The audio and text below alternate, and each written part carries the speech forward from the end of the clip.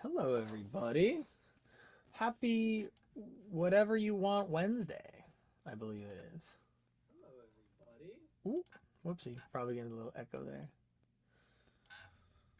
What do we think about that name? Whatever you want Wednesday.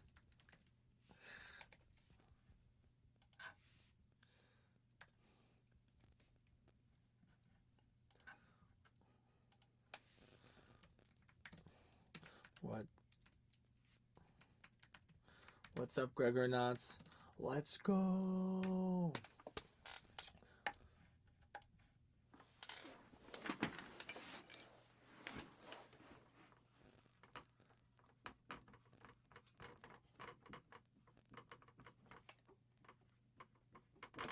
Whatever you want Wednesday. Anything that's not Julian Casablancas, that is. What's up, Lydia? How are you doing today? It's great to have you here.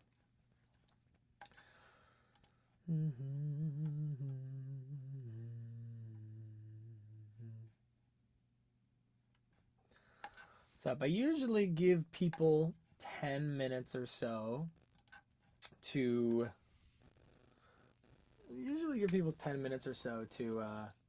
come on in. Howdy, Mr. Vuk. What's going on, my friend? Let's see here. There we go. What's going on? What do you guys think of whatever you want Wednesday? Is that a good title for this garbage or not? Let me know. Right?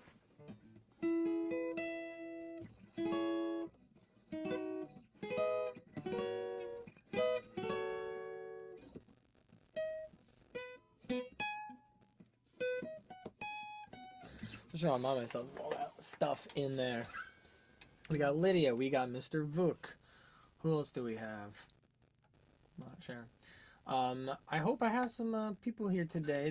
Well, I should say, I hope we have some new people and some regulars. You know, we got always a little community forming over here in this little corner of the internet that is Maddie Gregg's little page over here. Yeah, I think it's a good time. I was working on some stuff for Juicebox by the Strokes, you know.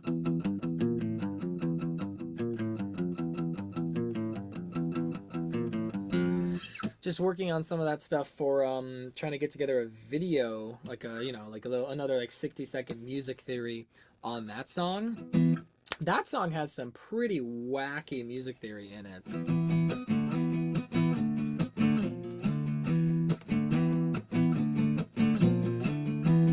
Right?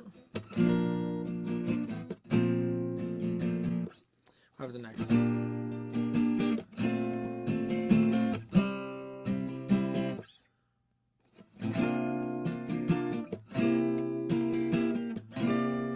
It's not that. It goes to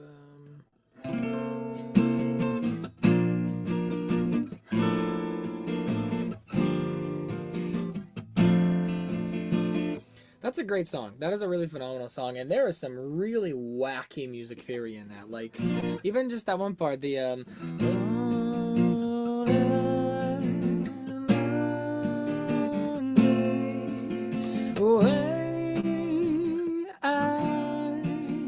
saw you, cold, you're so cold, you're so cold, you're so cold.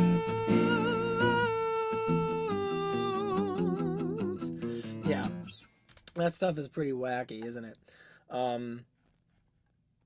What's up, everyone coming in? I usually give 10 minutes or so for people to come in before we really get this show on the road. You know, not everyone can come right on time at 7 p.m. That juicy juice, Mr. Vuk, that is right. I do expect this one to be a pretty short live stream, actually. I don't think it should be too crazy because last time we did Fluorescent Adolescent, we did the music appreciation. We went over the lyrics. We did a lyrical analysis. We went over the structure and some production type stuff.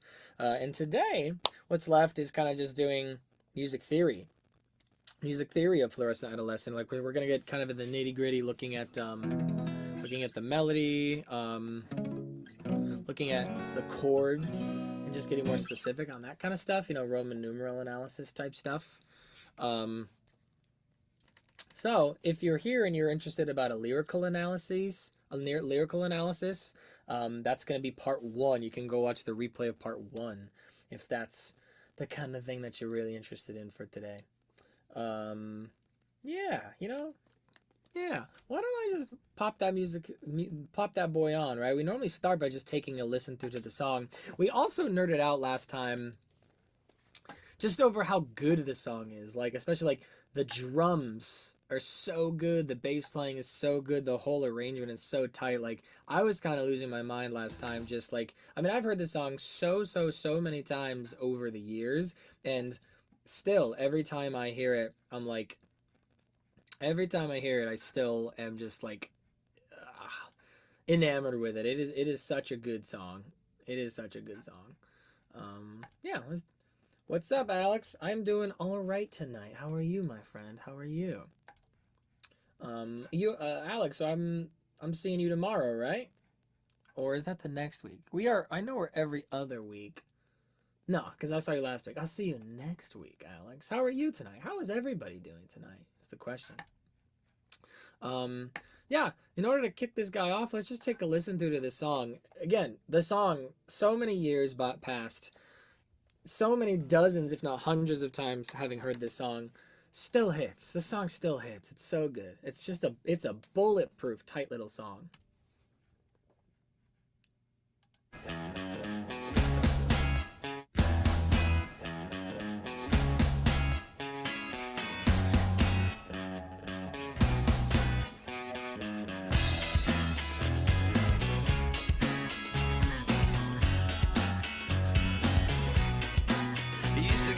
Fishnets, now you only get it in your night dress. Discarded all the naughty nights for niceness. Landed in a very common crisis. Everything's in order in a black hole. Nothing seems to pity is the past though. A Bloody Mary's like an El Tabasco. Remember when you used to be a rascal? Oh, the boys are slag. The best you ever had, the best you ever had is just a memory and those dreams. When as daft as they seem, as daft as they seemed, my love, when you dream them all. Flicking through a little book of sex tips. Remember when the bars were all electric? And now when she told she's gonna get it, I'm guessing that she'd rather just forget it. Clinging to not getting sentimental. Said she wasn't going but she went still. Like a gentleman had to be gentle. Was it a mechadabra or a betting pencil? Oh, the boys are slag. The best you ever had, the best you ever had is just a memory and those dreams.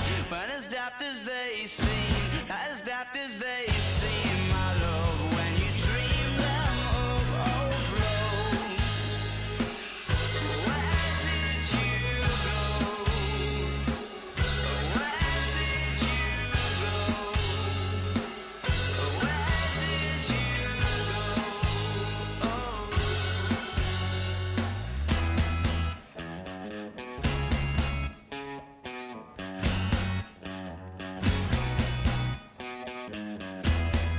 Falling about, you took a left off last life lane, just sounding it out, but you're not coming back again.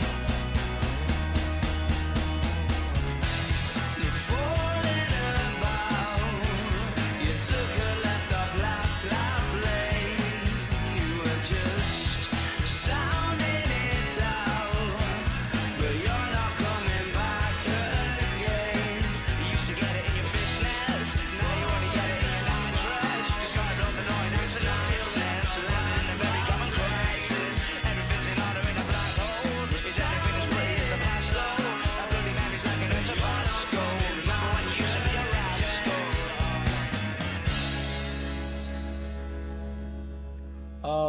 we love a tight 30-minute song. Sorry, 30-minute. Haha.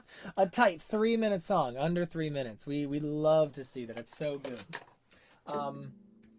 Man, again, every time I hear that song, it just makes you want to hop behind a drum kit, which is crazy because I am not even, I'm really not a drummer at all. I'm totally like, I can fake it. Like, I can hold down a little beat and kind of follow along, but like, I ain't no drummer. I ain't no drummer at all. Man, that song makes me want to get better at drums. That's how good that is.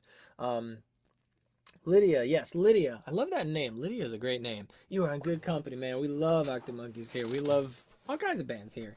Yeah, so this is part 2. Part 1, we just really appreciated the structure, how the song is bulletproof. It's so good. Like, there's always repetition, but never in the same way. Like, they repeat the chord progression, like this E major, C sharp minor, F sharp minor, B. We repeat that 1, 6, 2, 5. We repeat that chord progression in this song so many times, but it is never, ever, ever exactly the same. There is always something slightly different about it. Like, they went off on the arrangement. Like, there's always either the guitar is doing something slightly different, or the drums are doing something slightly different, or the bass is doing something slightly different, or the lyrics, or all the stops and the starts, right? It's just, it keeps your attention perfectly. And it enraptures you for the entire 2 minutes and 53 seconds of that song. It is so good.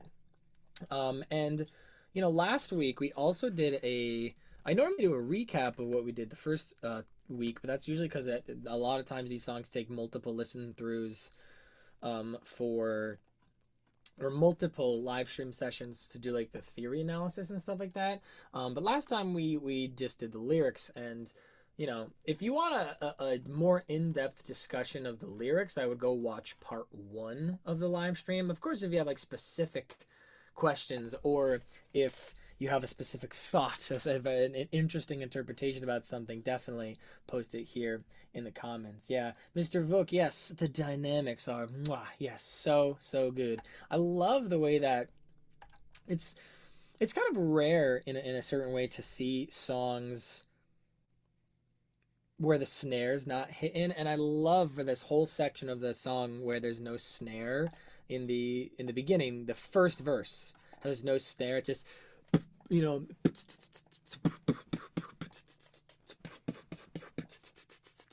it's so good, right? This part, yeah.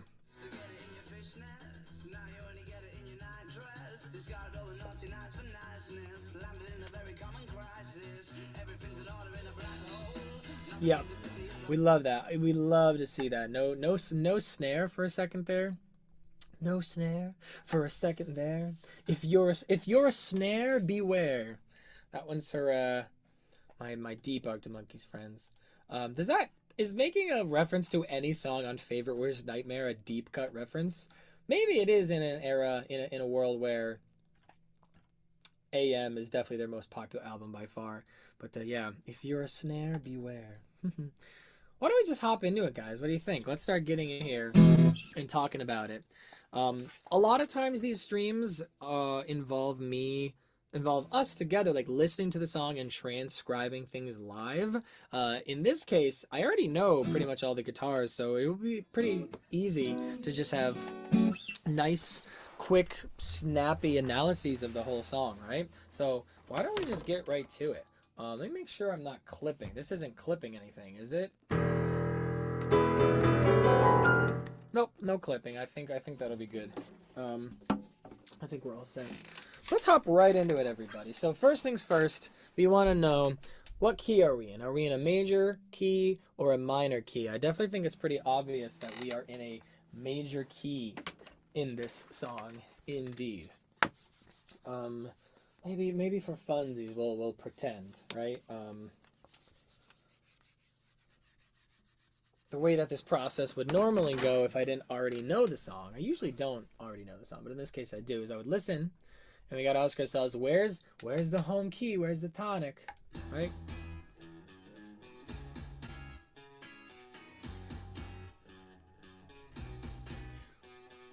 Bum, bum, bum, bum, bum. So then you find that, and you're like, there you go, there's do, which is gonna be, I don't know, somewhere around, you poke around for it, and there you go.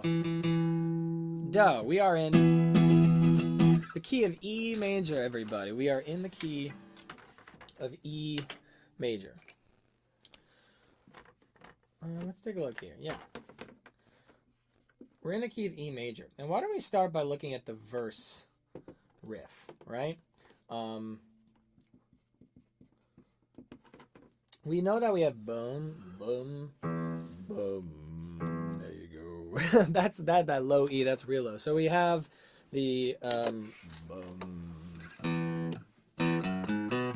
Right? It's feeling very major pentatonic. Very major pentatonic. We have do, re, mi, sol, la. Any solfege people out there? Should I be using solfege today, or should I be using scale degrees? Where are you guys living today?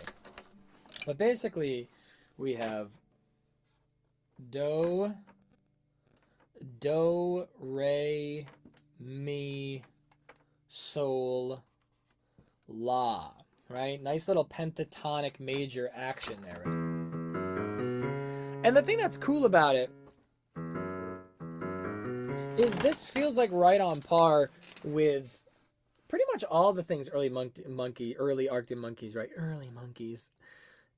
When we did A Certain Romance too, we had a discussion about how their stuff is so simple and like candid in a really fantastic and exciting and like electric way, where it's like, oh, hello, I'm blurry. They're just a bunch of kids in garages. They're not really savants at their instrument. They're not that amazing, but they don't know really obviously any like complicated stuff. They're not like schooled musicians, but they are able to give them a guitar, some bar chords, and some major and minor scales, and then they just go and they figure out the ways to just put that together in electric ways. They took what they knew and they really made it work. You know, they found the goodness in those ideas. And so I find that early Arctic Monkeys stuff has a really, really candid and earnest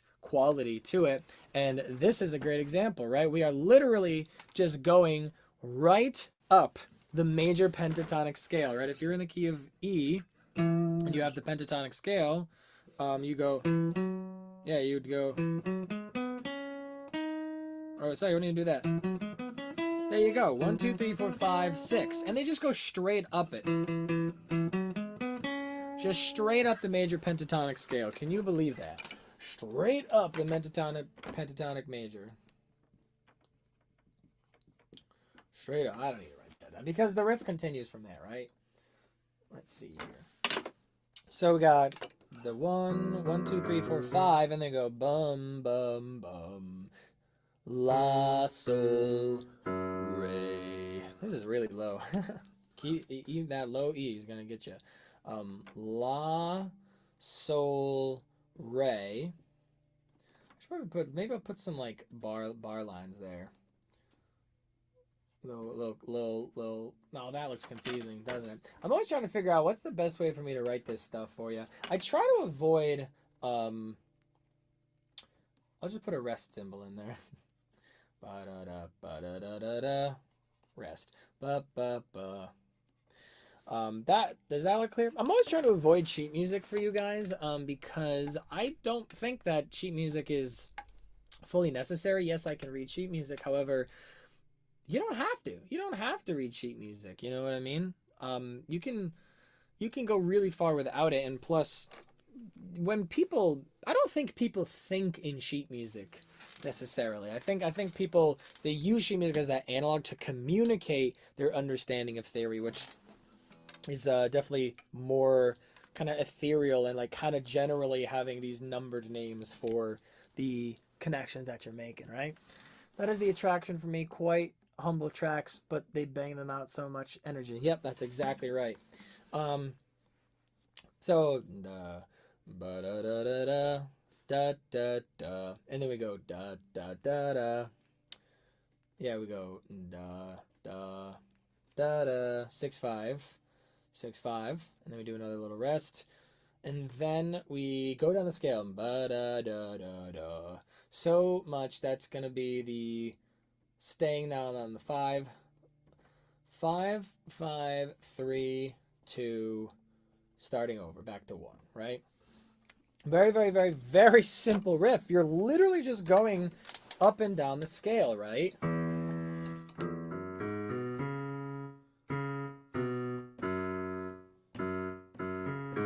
Up.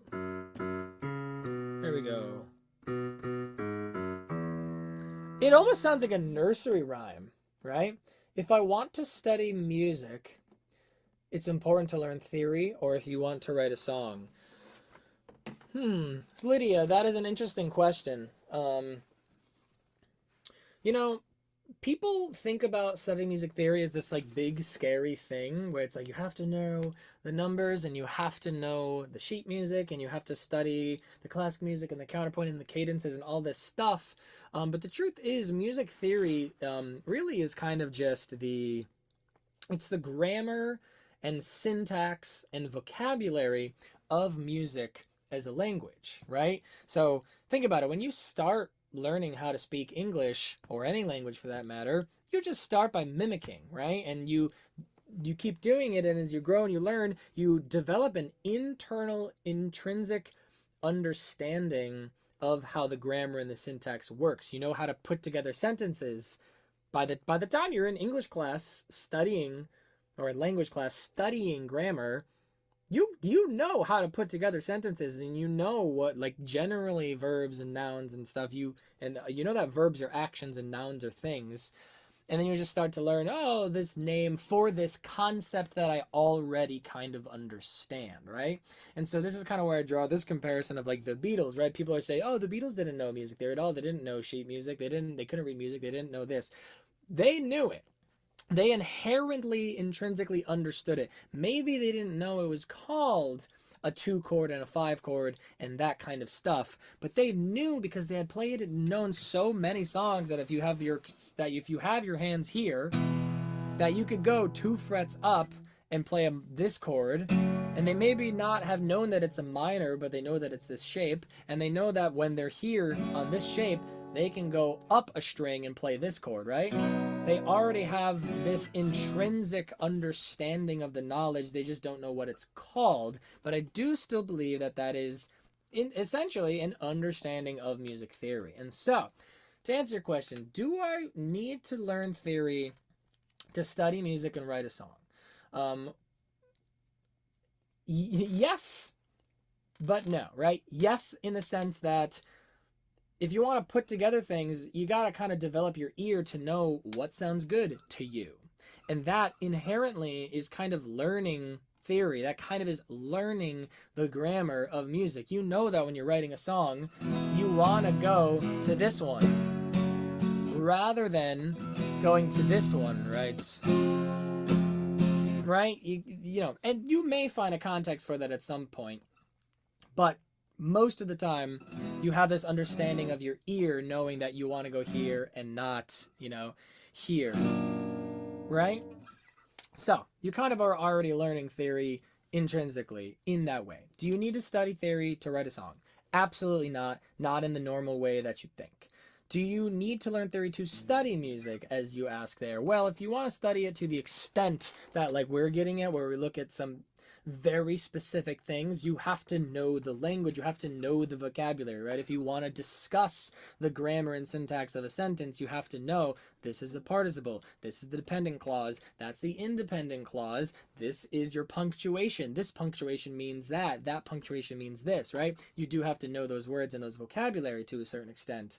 However, just like I was saying before, like with the Beatles example, you don't need to know it to learn from songs you already know and love, right? It's just like, let's say you have a song that you know and love, and you know that the chords go from here to here.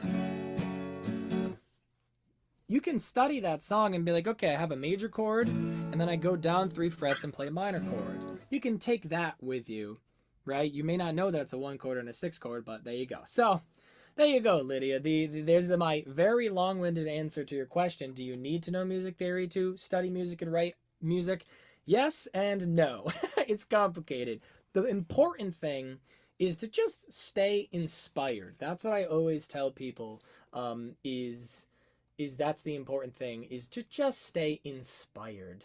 If you are not that interested in learning like 1 chords and 5 chords and perfect cadences and those kinds of things, then don't do that. You know, music is supposed to be a love, an art, a passion, a hobby, so, you know, a pastime. It's something that I think everybody should do in their life if they have interest in doing it. And being told you have to do it a certain way, that might discourage some people from even trying. And I definitely don't believe in disseminating and proliferating that idea. So if you don't want to study a lick of this garbage and you still love and have a relationship with music, then power to you. As you get interested in music, the theory will follow naturally. Mr. Vuk, I completely agree. That's why I always have, you know, say to parents, students, parents of students, etc., like, how are you going to get started? Like, listen, if you don't want to learn scales, I'm not going to teach you scales. Right? If you come to me, imagine you have a kid, you have a 6-year-old wanting to take lessons. If you sit that kid down and you're just like, hey, look, if we just do a couple of fingers on this thing, like this,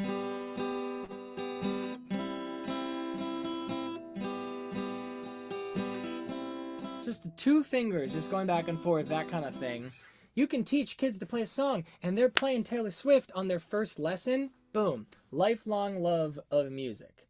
But if you sit down that kid, you know, you could see it, the bright-eyed bushy tail. They're like, oh my God, I'm playing my song. I love Taylor Swift, you know? They get excited about it. But when you sit a kid down and you're like, learn the scales, you know?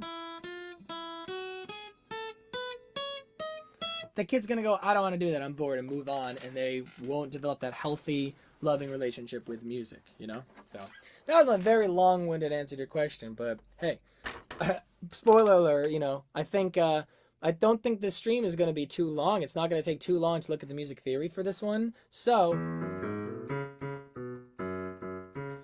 I'm happy to field all the questions that come our way because, you know, take some time, take some time. All right. So 1, 1, 2, 3, 5, 6, 6, 5, 2, 2, 6, 5, 5, 3, 2, 1. We love it. It's just straight pentatonic minor.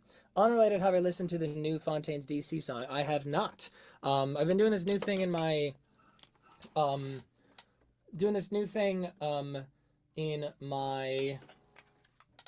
I did it last time and it was fun. I think we'll do it again. The after hours. I think maybe we'll do the after hours, right? Maybe we'll listen to the Fontaine's DC song in the after hours of the live stream. It's fun.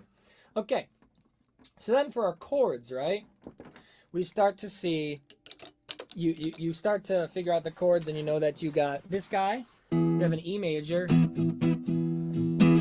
And then you have your C sharp minor. Then you have your B major. Then you have your F sharp minor. And then you go to your B major.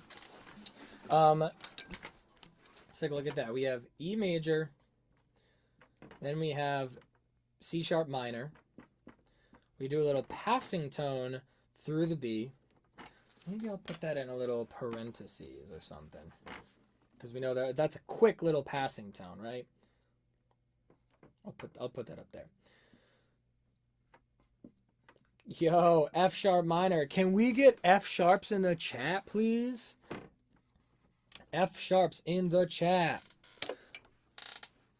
I'll put that passing tone in there.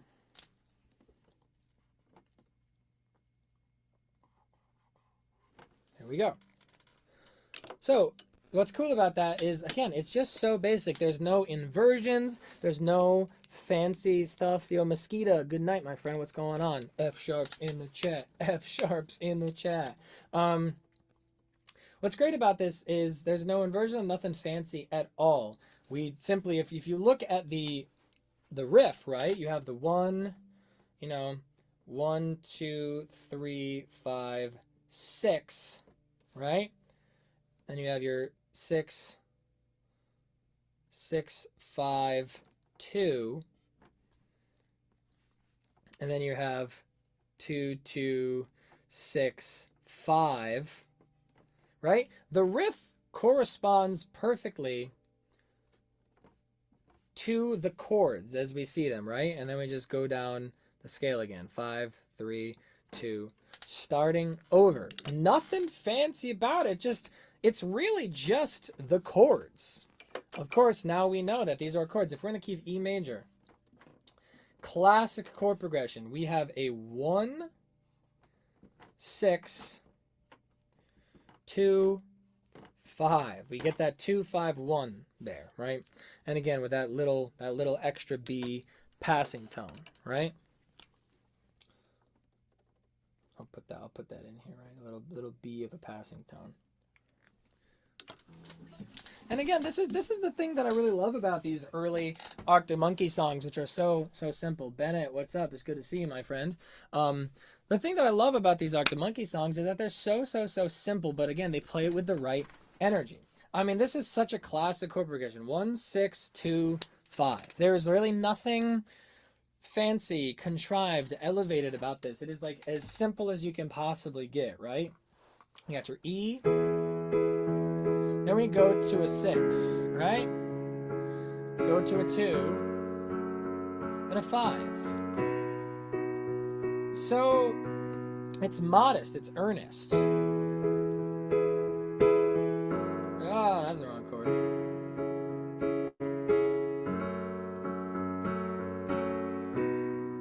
And then you think to yourself, how are we going to change this up? How are we going to make it a little fancier? Well, of course, adding a bass line is a great way to do that, right? So you have...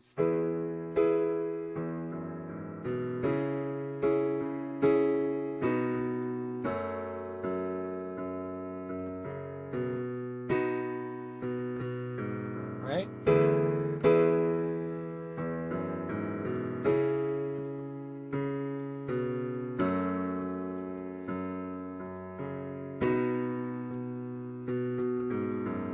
These guys over here really were just like, just use the scale, just use the chord, just no big deal. All major pentatonic, no big deal, super simple, no big deal.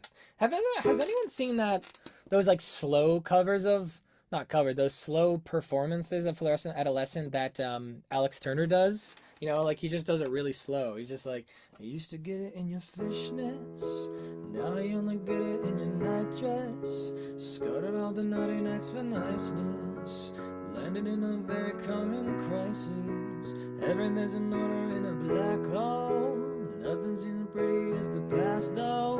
Your Bloody Mary's lacking in Tabasco. Remember when you used to be a rascal? I love those. I love those. You can go look those up online, especially in like the Humbug and the Suck It and See era. He was just playing that song like really slow, even like in a different key sometimes too. It was great. Let's see here. The most technical on the record is If You Were There, Beware. It's my least favorite. The complexity comes from the rhythm and the play they would do with the dynamics. Mosquito, you are completely and totally right. I wouldn't even call it complexity as much as I would call it just like the excitement, honestly, the energy. And Mosquito, I don't remember. Were you on the last stream? I think you were. The Fluorescent Adolescent Part 1. I believe you were on that stream, weren't you? We spent much of the time talking about the arrangement, right? And how it's just up and down. You repeat those 4 chords. You repeat your 1, 6, 2, 5 like 100 times in the song, but they never ever do it exactly the same way. I think that's the answer. The complexity comes in the arrangement, right? Because they're taking the snare in and out. They're doing different hi-hat patterns. They're adding these like different guitars, changing the rhythms of the guitar. When are the stops? When are the starts? You know, is the bass playing an octave higher? Is the bass playing an octave lower? Like, you know, that was, you know, we nerded out about that part of the song a lot. If you're really interested, we did a really in-depth lyrical analysis and an in-depth analysis of the arrangement and like the production on part 1 of the stream. So if you are interested in that part of the thing, right now we're just looking at notes, you know, and we will look at some rhythms as well. But if that's the stuff you're interested in, I would go watch part 1 of the live stream. Complexity comes from lyricism. Yeah, I mean, definitely the lyrics. He's definitely got complicated lyrics, right? Bennett, this is my all-time favorite AM song as well. I completely agree with you there. I told the story last time of like, this was the first song I ever heard from them. And I would like my older cousin. We were driving around in his car when I was like a freshman or a sophomore or something like that in high school. Maybe I was even in middle school. I don't remember. I was pretty young, either like 8th grade, 9th grade, something like that. And he was like, "Let me show you this song," and it was one of those things that when the song was over, I was like, "Whoa, can we listen to that song again?" And just immediately played it again. And like I stayed up all night, just like listening to it a million times, watching the music video, looking at the lyrics. It's like I didn't get any sleep that night, but by the time I went to school the next morning, I've had the lyrics memorized. It's so good. Mosquito had a date. Ooh, was it a good date? Tell us about it, my friend. Alex, the way the guitars bounce back and forth is like the break in The View from the Afternoon. Yes, I agree. It's very Block Party in that way. He uses Mecha Dauber in the song. I agree. We talked about that. It's wild. The dynamic from the fact that their scene was pretty punk. Yep. Drill. The drill was being born at the time. Yep. Let's see here. A Certain Romance for all the songs. Yep. Yep. We did A Certain Romance too. That's a great song as well. They're very nostalgic. All the Arctic Monkey songs are so very, very nostalgic. I completely agree. Anyway, simple chord progression, simple riff, literally just going up and down the major pentatonic scale, right? Where are you going to get your energy from? Well, you're going to bounce, right? You have your hard panned left and right guitar. You have this really great bounce. It's often like, it's basically like the guitar on the left, which is Jamie, is like the left hand of the piano, and the guitar on the right, which is Alex, is like the right hand on the piano, and that's where you get, this kind of thing.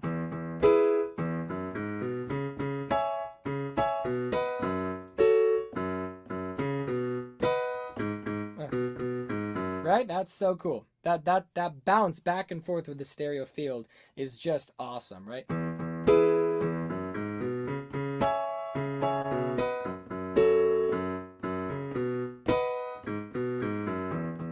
It's so good. And you just go from there.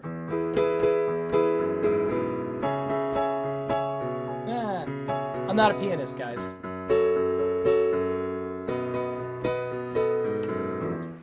It's so very good. It was a bad date. Oh, I'm so sorry it was a bad date, my friend, but hey, now you know.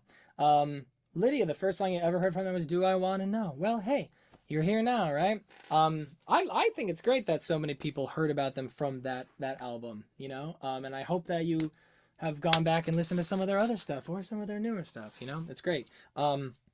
Something I want to point out that I love about this with the rhythm is that, the bounce back and forth from the lower guitar and the higher guitar, particularly this part, that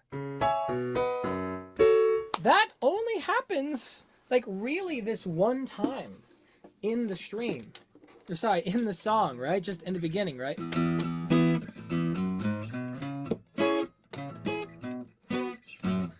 I can't really play both of them, right?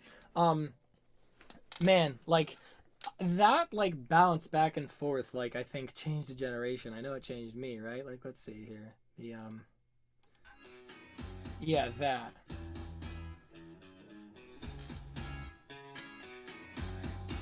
It's so good. I love.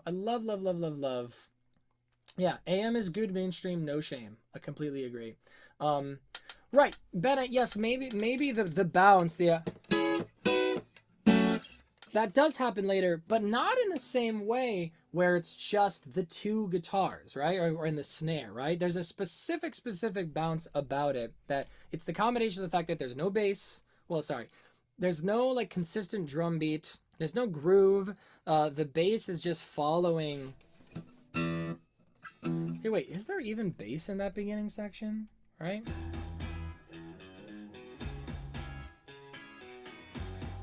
Yeah, the bass is playing the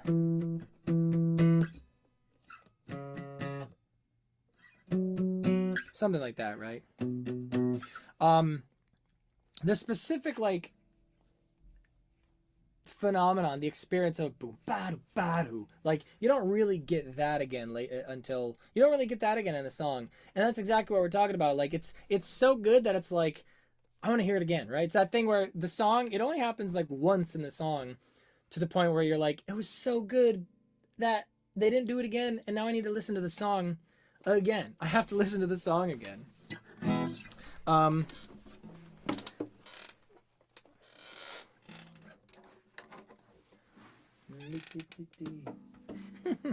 know what I'm saying. Okay, so maybe we look at the melody now. What do you think, guys? That'll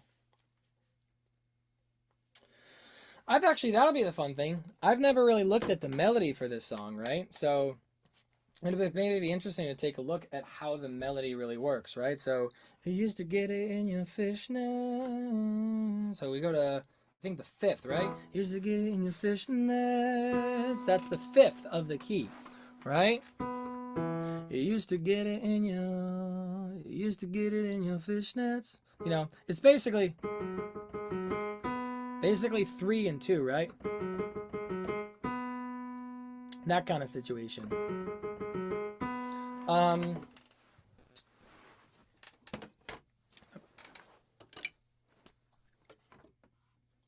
Let's take a look at, we'll have to divide this and take a look and see exactly what the melody's doing over these chords, right? So we have the 1, the 6,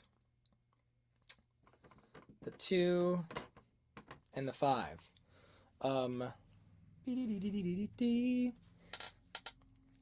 When the 2 is happening, we're really just going 3, 2, 3. Used to get it in your fishnets.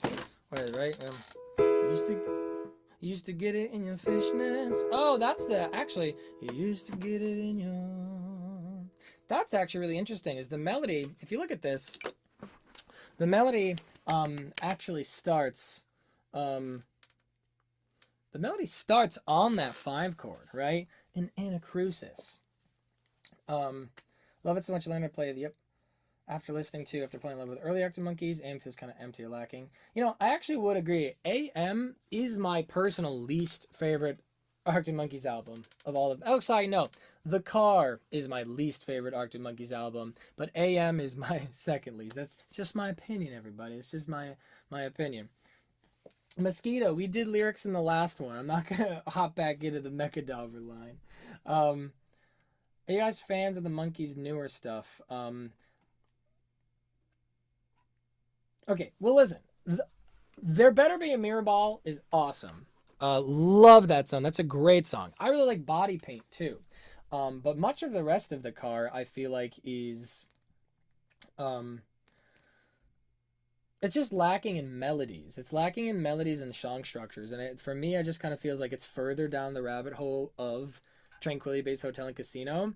And I'm like, you already got it. I love Tranquility Base Hotel and Casino. When Tranquility Base Hotel and Casino came out, I was a defender. So many people were not about it. And I was like, no, this is great. What are you guys talking about? And then, lo and behold, over the next coming months and years, everyone came around to it and everyone loves it now. But I just think that The Car is just like a further delve into that sound that, you know, I'm not that really big of a fan of, because I feel like they already got it. They already got it. You know what I mean? Humbug rocks. The Car is kind of low in my preference. Yep. Star Trek is one of the top songs of all time. I agree. A car defender. You could be a car defender. That's fine. You're not going to change. I'm not saying it's bad. I'm just saying it's my least favorite because I think it's lacking in melodies and song structures. It's very aimless. It's very meandering of an album. And some people really like that. It's very Tom Waits, you know what I mean? If you're a fan of The Car and you haven't listened to Tom Waits, definitely go listen to Tom Waits, because you know Alex Turner was just doing Tom Waits when he was doing The Car. We're going to take a quick... I think my tier list of albums... You know what? Actually, wait. We'll do a tier list. We'll do a tier list later. Maybe after we finish this song proper, we'll do an Arctic Monkeys album tier list on stream, all right? I've not done that yet, but that'll be fun. Okay. Let's take a look at this, right? The melody and everything, right? Again, we did a really big analysis of the arrangement, the production, the lyrics, the drums on the last album, on the last live stream. Go check that out if that's really what you're interested in. This time, we're doing notes. Okay, so if you look at it, it starts here. You used to get it in your, you used to get it in your, you used to get it in your, used to get it in your. That's the interesting thing, right? Is we're on the 5 chord. I used to get it in your fishnets. That's the interesting thing about it. Is when we're on the 5 chord, we're kind of hitting that 3, 3, 3, 3, 2. I used to get it in your fish nets. It's very, very, very interesting about this that when we have our 5 chord, which is scale degrees 5, 7, 2, the melody is emphasizing the 3 of the scale, which would mean that would be the 6th of the chord, right? It kind of ends up becoming more of like it kind of ends up being this 5 add 6 chord, right? Right? You used to get it in your, right?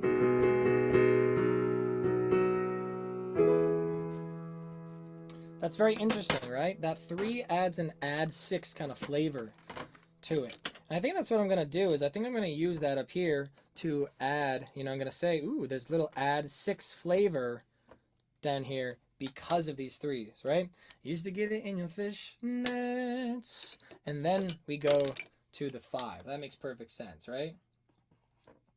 Used to get it in your fish nets. That's right in our key. Used to get it in your fish nets. Now you only get it in. Now you only get it in your fish nets. Now you only get it in your nitrous. Ah, there we go. Same thing, right? Used to get it in. Used to get it. Used to get it in.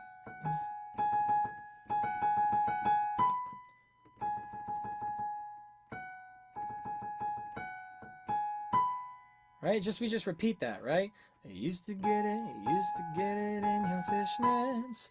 Now you only get it in your nightdress. We're just repeating that over and over and over. 3, 2. The nightdress. What is exactly the rhythm there, right? It's used to get it in your fishnets. Now you only get it in your night. Oh, that's cool. Nightdress. Nitrous. So here's the cool thing about that. What are the notes in our 6 chord? We have 6, 1, 3. 3 makes sense, but then we add the 5.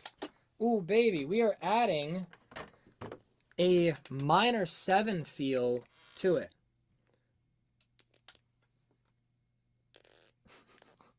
This goes hella hard on mute. Thanks, Lester. I appreciate it. That kind of adds a minor 7. Let's see here. 1, 6, 7. So this is really interesting already, actually. I never did a melodic analysis of this yet, but because we're repeating so much of this here, repeating this melody, right?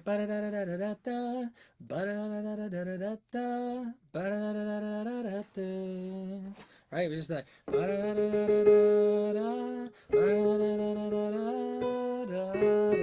we kind of repeat that, right? Or we're trying to change that around. Used to get it in your fishnets. Now I only get it in your nightdress. Got it all the naughty nights for. You would just go. Whoops, sorry, wrong key there.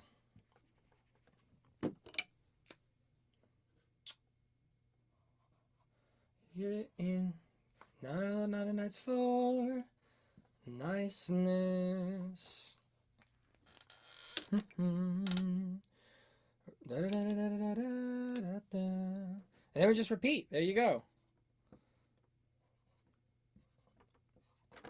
That's really what we have here. Let's see here, right?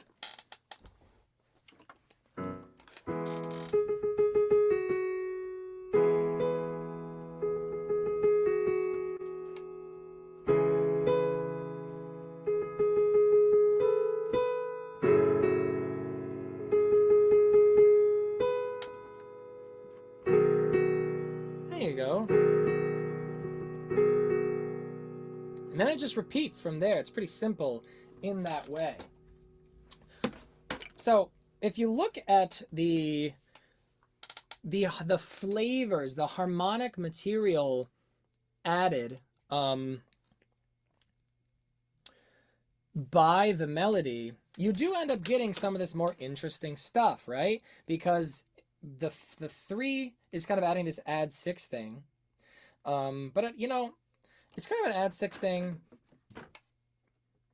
But you know what else it kind of is it's kind of this like 6/5 suspension. 6/5 sus. And that's the same thing here. We actually kind of have a 9-to-1, 2-to-1 suspension kind of here.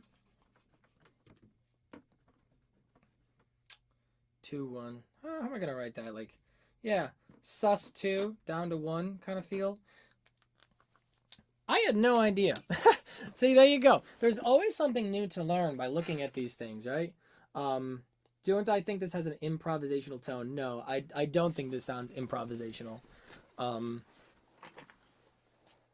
think maybe it sounds like, I mean, you're asking the question of like, if you're just playing a chord progression and you start channeling, are you improvising? I don't know. I think there's a difference between improvising and just humming and channeling and working on something, right? Like if you have a chord progression that you really like, if you have a chord progression that you really like, and you just start humming to try to come up with a melody, you know what I mean?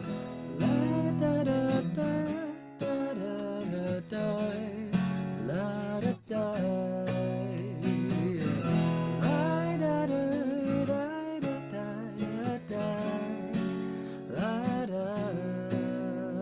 Is that improvising? Well, maybe to a certain extent, but if you channel that idea and you take that, you run with it, you refine it, edit it, start adding melodies to it, then it kind of loses that signifier of being improvised. You know, it's almost like if you think about it like that, you could make the argument that all music is always improvised because you had to come up with it, right? You had to come up with it at some point. So there's a certain line where stuff isn't improvised anymore, and I think it really kind of comes down to performance. Where is the performance, you know? I agree. Lester deserves corporal punishment. Sucker for the British accent. I agree. The song needs the British accent. I agree. I can't really do it. Listen. I don't do the British accent. The funniest punch at me kill punch at me. Yep. It probably like to throw a punch at me. I can't do it, obviously.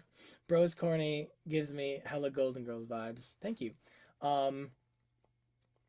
Let's see here. They made the arrangement and Alex came and tried what worked. No, Mosquito, I don't think it sounds like, personally, again, you can think whatever you want. You're asking me.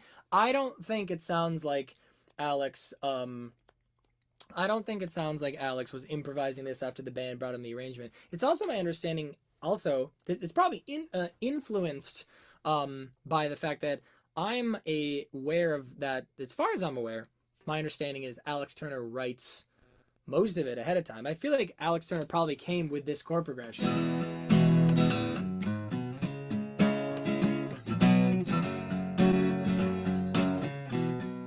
That's my guess, and the band worked on that around there, so I don't think it seems improvised. It's not weird to say, yeah, my legs look beautiful. Thank you, my friend. I appreciate it. I've heard Alex works really hard on a song, doesn't bring it to the band unless he's got it pretty polished. Yeah. You learned English trying to talk like the British. That's so funny.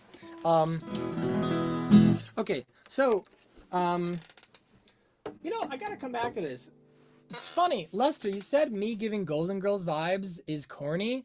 The Golden Girls are amazing, buddy. Who doesn't love the Golden Girls? Are you kidding me? That's a compliment. Thank you. All right, so there's always something interesting to learn here, right? Man, why am I always blurry? I gotta get a different webcam. It stops making me blurry.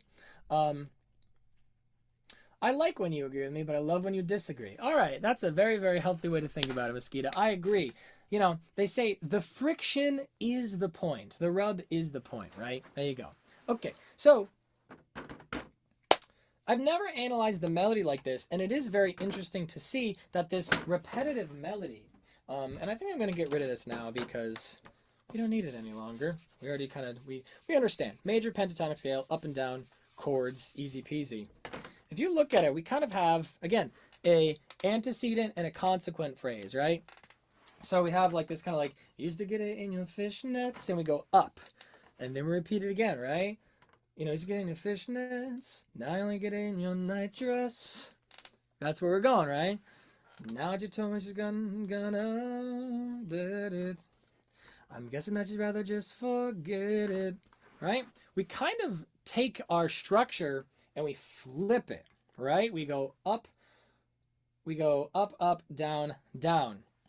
This kind of highlights this antecedent consequent thing that we were talking about, right? This is your antecedent and then your consequent, right? And what's interesting about it is on both of these, the scale degrees that you get, 3, 2, 3, 5, 3, 2, 3, 5, and then you go 3, 5, 3, 2, 3, 5, 3, 2. Because we are repeating these phrases over chords that it never really,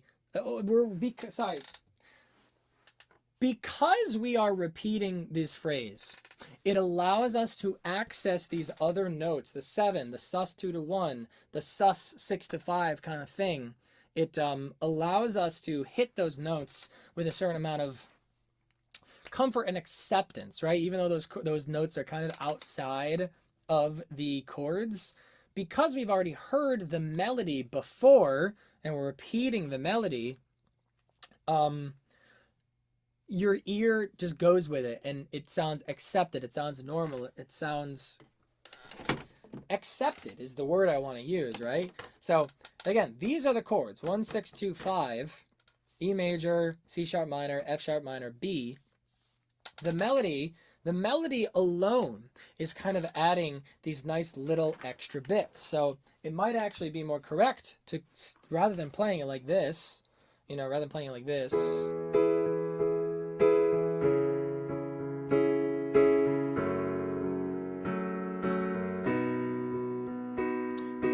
we might be better off playing it with these extensions and stuff, right? You got the 1, and then you got the, you're gonna get the 6, 7 situation, right? The and then when you go to your 2, you're actually gonna get this nice little, yeah, there you go. Now we're starting to feel like Arctic Monkeys here. And the same thing here, you're gonna get your 6 there, right? Let's see if we can arrange that in a way that really works for the middle here. Let's do it, right? Let's do it here, right? Yeah. Ooh, yeah. There we go. Now it feels like stuff is really kicking into gear here. Oh, sorry. Oh. Ooh. That's nice, that rub there, right?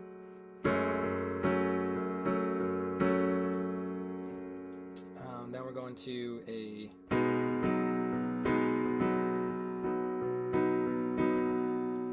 that already feels like it's adding a lot to this chord progression, right? So that is definitely giving us the vibe, right?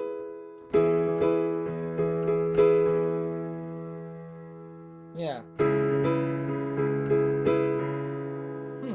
And then we can do, let's see here, let me come up with a good, yeah, there you go.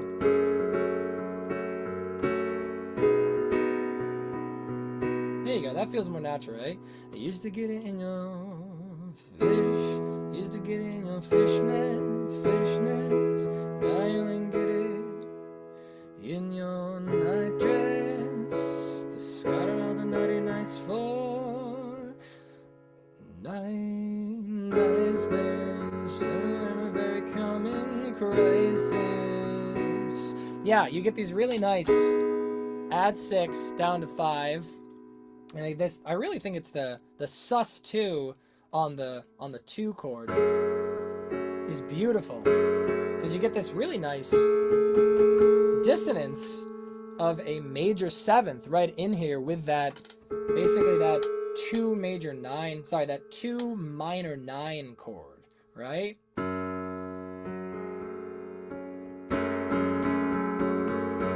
That's kind of in there a little bit. He sings that.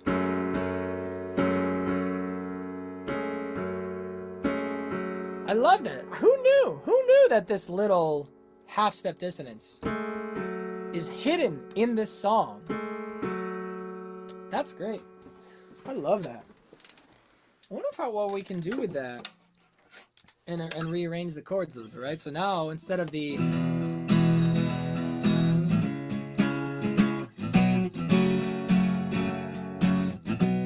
we can get a little bit more of the flavor of this song in the chords like that, right? You can do... Used to get it in your fishnets, now you only get it in your night dress. Discarded all the naughty nights for... And then you gotta get the 9. Niceness. Woo, that is something else. Well... Nice... Oh yeah, then you get the...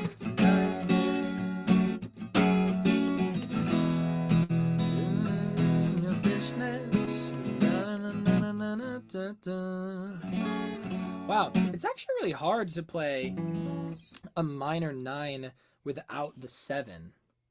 That's kind of difficult, playing the minor 9 without the 7. Yeah, because... Huh. Does anyone know any good voicings?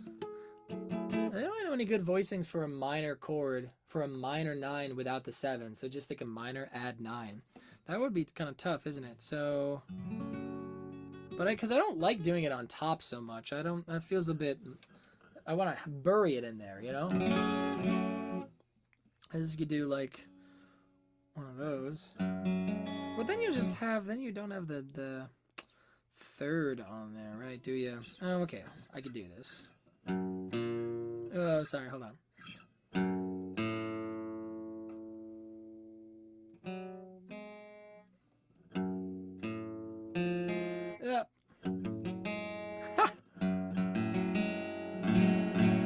That's uncomfortable. No one's playing it like that, that's for sure. Because the 9 would be there. How do you grab that? Maybe there's a reason people don't do that. You can play it like this. That's so uncomfortable. Don't worry about it. It's so strokes, don't I think? For context, I'm talking about the way they flip the melody structure. Not necessarily. I wouldn't say that it's super strokesy because well, here's the thing. Did Alex Turner do this on purpose? Did Alex Turner literally think to himself, well, I'm just going to flip it and go the other direction? No, I don't think he did that, right? This is what I was talking about when I said earlier in the stream that people develop just a natural understanding of the way that music flows, in the same way that when people are learning a language, especially a kid learning a language as they grow up rather than an adult studying a language, they just get a natural understanding of the flow and the grammar anyway. And so I think Alex Turner probably just had this feeling of like, yeah, I mean, sometimes if you go whoop, then you go down, you know what I mean? He would say it like that. Whoop, if you go whoop, then after you got to go down. How do you say down in a Sheffield accent? I have no idea. So no, I don't think that he did this on purpose, first of all. I think he didn't think to himself, oh, I'm going to flip the structure upside down. I don't think that's what happened. I think that, I think that he probably just was following his natural ear, and just like people learning a language understand, oh, you go up when you're asking a question, you go down when you're saying something declarative. It's the same thing with music, that like you want to have that up and that down, and he just probably did that naturally. Now, the other question Is this so strokesy? I wouldn't say it's strokesy either because of what I just said. This idea of in music having an antecedent phrase and a consequent phrase, you know, an up and a down, or in the other way around, a down and an up, that's a theme in much music. Almost all music has this sense of up and down, tension and release. And so I don't think that this is very strokesy, so to speak. Do I think that this... I do want to specify again, I gotta say this again. I do not think this is very strokesy because, well, if this is strokesy, then all music is strokesy because pretty much all music does this, right? Is this strokesy? Having the melody add these other little extra things, is that strokesy? It is a little bit strokesy in strokesy in the sense that the Strokes do use that as a technique pretty frequently.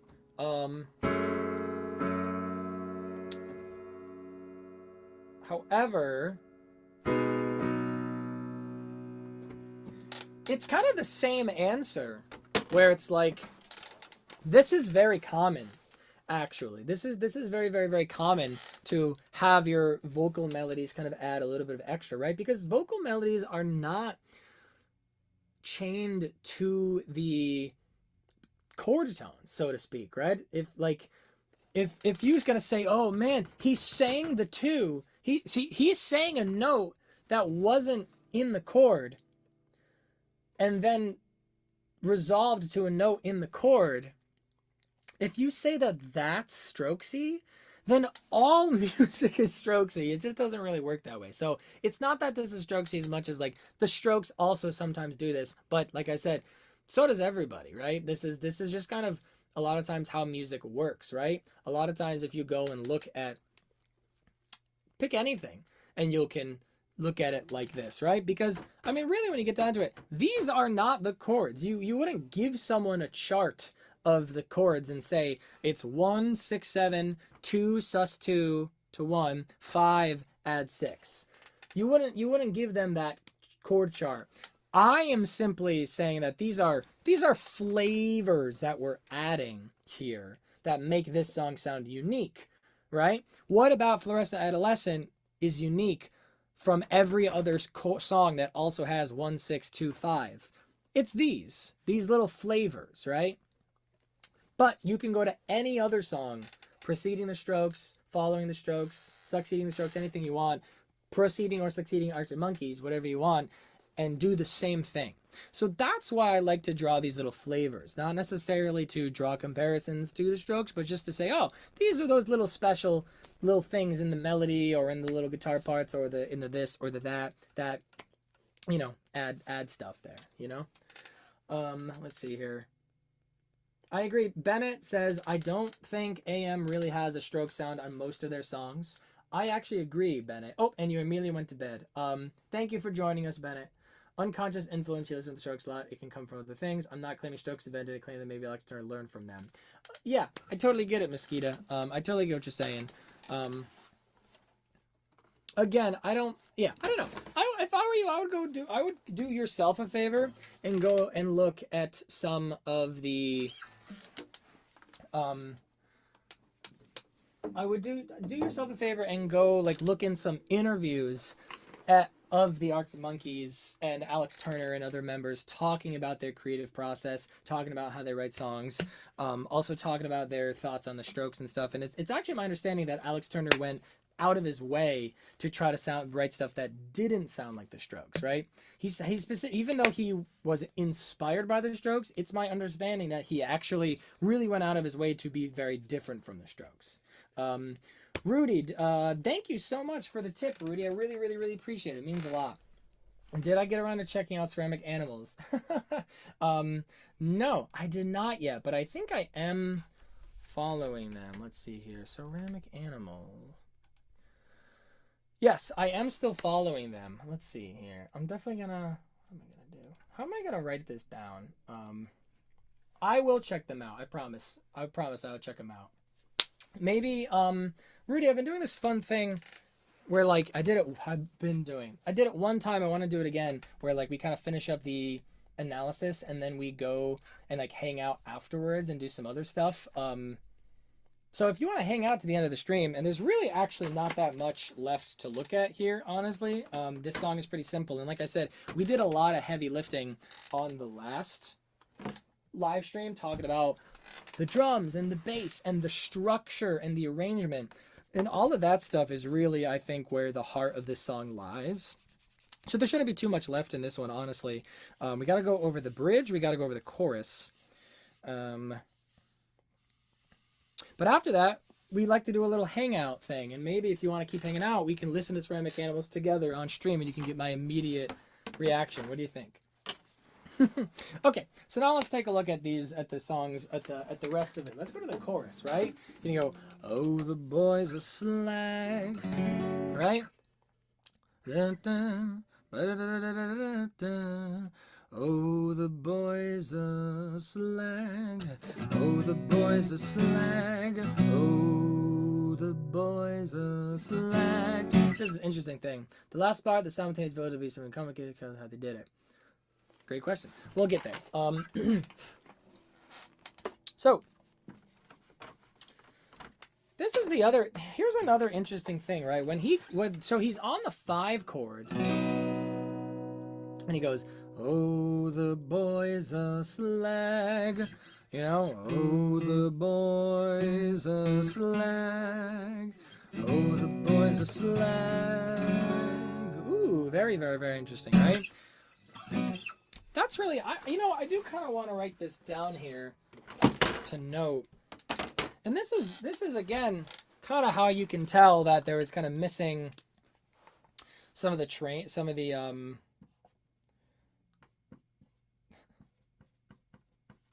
they really weren't thinking about it too much. You know what I mean? They weren't.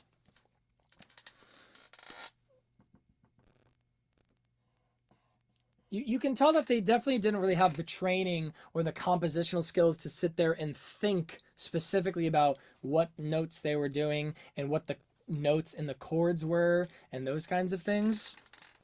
Because, again, like this 3 over the 5, I think that was just a happy accident. I don't think they said to themselves, ooh, I want to do an add 6 flavor. No, I don't think that's how it worked. And the same thing here at the end, he goes, oh, the boys are slag, to go to the chorus, right? He sings the 1 over this 5 chord. And this does not strike me as like compositionally intentional, right? He's playing the 5 chord and he goes, you know, oh, the boys are slag.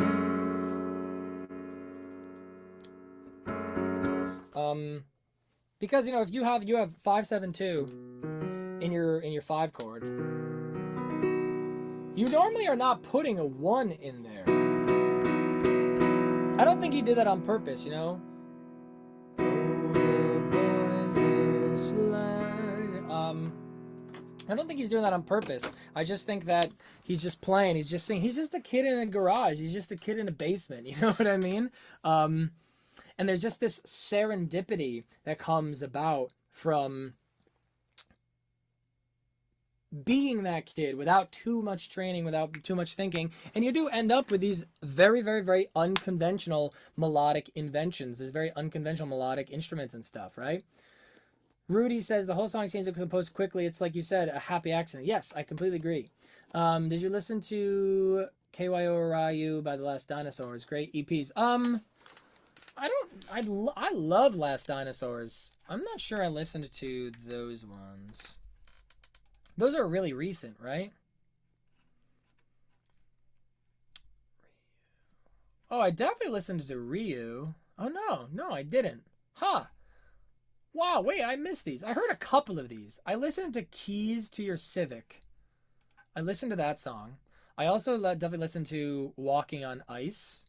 Those are the songs that I listened to, but I didn't check out the rest of it. But I love Last Dinosaur, so maybe I'll have to go listen to those. I agree, Rudy. The songs seem to be composed quickly and just through this like natural channeling of energy that of Alex, just of probably an acoustic guitar, just playing and composing and singing to himself, channeling, rather than sitting down with pen and paper and going, well, these are my chords and these are the notes in the chords and this is what I want to do. I do believe he probably was just sitting here doing this, repeating it to himself, and he probably was just humming and channeling, you know what I mean?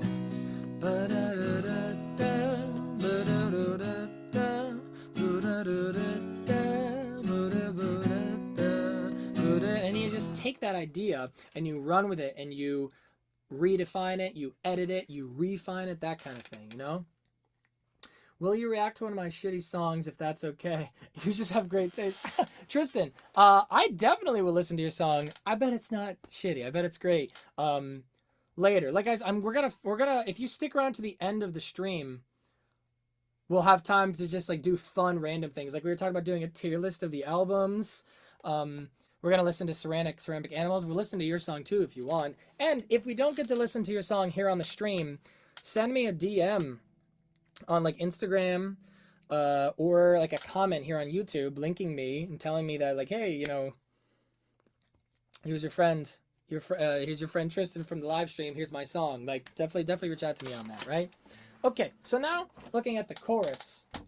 Let's go to the chorus, right? We got this thing. Oh, the boys are slag. The best you've ever had. The best you've ever had is just a memory. And those dreams, as daft as they seem, as daft as they seem, I love when you dream them up. Oh, flow. Right. So it's good composition, right? The verse of the song has these 4 chords. Love from Bangladesh. Great to see you. Thanks for being here, my friend. Love from Connecticut. Just outside of New York City. 2 chords. Now we only have 2 chords here in the chorus. Right? We're still in E major. And now what we're getting back and forth, we go back and forth from our 2 chord to our 5 chord to our 2 chord to our 5 chord, right? That's a really cool thing about the chorus here. It has really no resolution at all, right? Because if your 1 chord is your resolution, this is a great way to make the whole thing feel like there's still a lot of energy and momentum going, is just don't go to the 1 chord. Just don't. Why would you do it? Don't go to the 1 chord.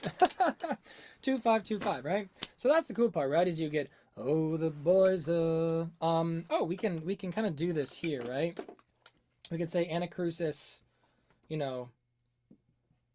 from verse here, right? He goes oh the boys I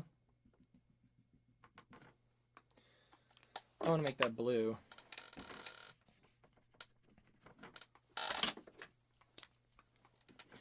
Oh, the boys are slag. Ooh. There's that 3. There's that 3 again, right? Oh, the boys are slag. This gives you that add 9 feel again. He hangs on it even longer, right? That's really neat that that vocal gives us that. I never realized that, right? Oh, the boys are slag. That's in there, right? Slag. Oh, the boys are slag. The best you ever had. The best you ever had. Oh, the boys are slag. The best you ever had. The best you ever had is just a memory, and those dreams, as daft as they seem, my love. There you go. Okay, so it kind of just repeats, right? Oh, the boys are slag. best you, best you. Boys are slag, best you ever had. Yeah, the interesting rhythm here, right? 6-5, 6-5-3, best you ever had. Kind of repeats it, right? Best you ever had is just a memory and those dreams, etc.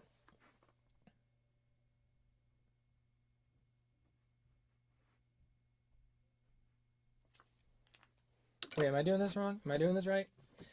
Oh, the boys are slag, the best you ever had, the best you ever had is just a memory. There you go. I did take that too fast, right? That is just a memory and those... Sorry guys, those are ones actually. Dreams. Very neat. So, this is really interesting, isn't it? This is really interesting. I'd say.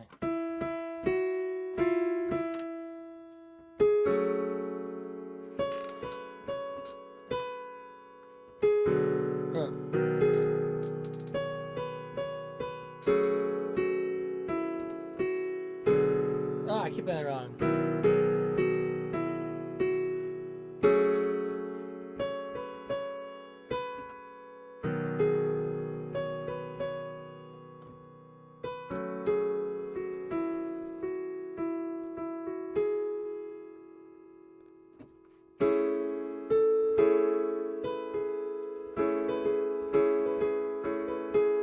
Dream them up. Wow, look at that, everybody. Very interesting.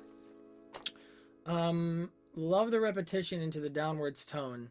I agree completely, Rudy. It's very, very nice. I really like the rhythm of it all, right? Oh, the boys are slag. That kind of has this very ba ba ba ba ba, right? Ba da da da da.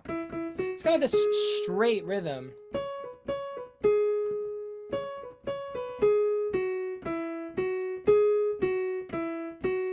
Yeah, it's really, really cool, isn't it? Let's see. How do I do this right? How do I make these inversions better? That's how. Kind of don't want to do that inversion though. I want to keep that 5 down there. That's when you start going back and forth from the 2 to the 5 that many times, it starts to sound really interesting. Wow, that starts to sound almost like academic chamber in a certain way. Anyway, I like how it has the rhythm. We were talking about the rhythm, right?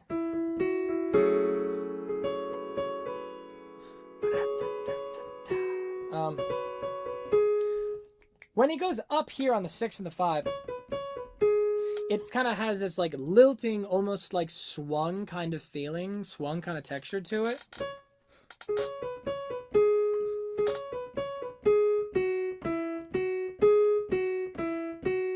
Right? It is this juxtaposition of the kind of straight downbeats to the kind of jumpy, lilty, almost swung kind of feeling higher notes. And then we switch, boop, back to that time feel. That's kind of the big thing, is that it's a time feel thing, right? The melody changes the time feel, like the meter in the middle of that, right? Even just the rhythm, right? La da da da da, ba da da da da da, ba da da da da da da da da da da, ba da da da da, ba da da da da da, ba da da. It's a really, really great juxtaposition that is very different from the verse, because in the verse, it was always ba-da-da-da-da-da-da-da, ba-da-da-da-da-da-da-da, da-da-da-da-da-da-da-da. There's all these 16th notes happening really fast, and they're always like that. Whereas in this song, in the chorus, the phrases are changing. The phrases change. Let's see here. Here we go. So let's see here. We do got to talk about when we eventually go. We got to talk about when we finally go to Dream Them Up. So we just repeat that back and forth for a while, but then when we go to the Dream Them Up bit,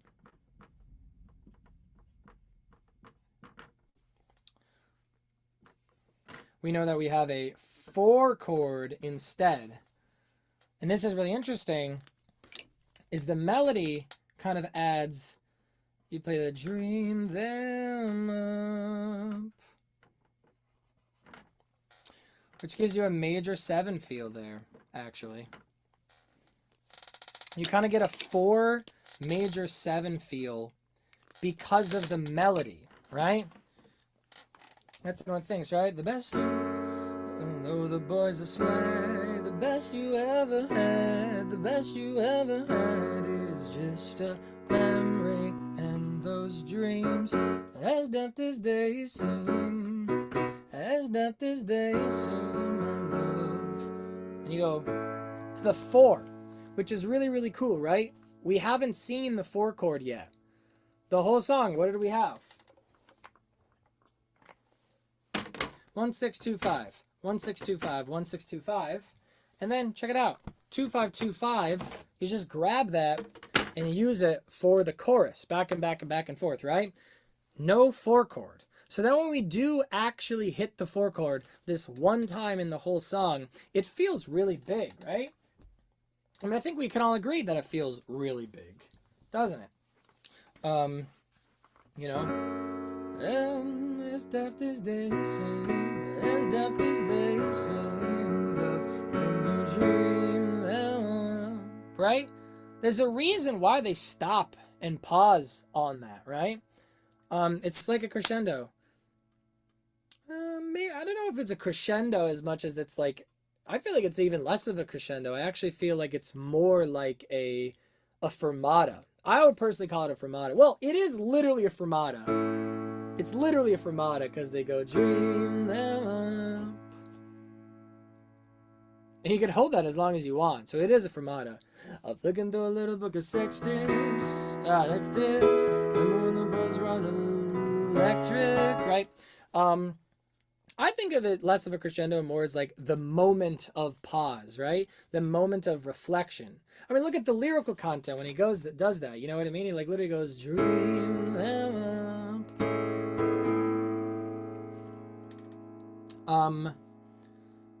Yeah. It definitely does a similar thing to a crescendo where it is adding an excitement to keep going. It brings tension, but there's more ways to bring tension and like excitement leading to, right? You're leading to something. It's true that crescendos lead to something. And this definitely also leads to something in a really interesting way, but not in the way that a crescendo normally does, I would think, right? An old memory coming back. Absolutely true. Absolutely true. But anyway, check it out. Here's that cool thing, right? You get the minor, you really kind of get the minor 9 feel on this, right? And then check it out. When you're here on the 5 chord, you get the add 6 feel. Oh, sorry, you get the add 9 feel, right? Because you're playing the 6 there, right? You keep getting this like add 9 flavor with the chords. And then when you go to the 4 chord, you get a major 7 feel. It's all the melody giving this to you, right?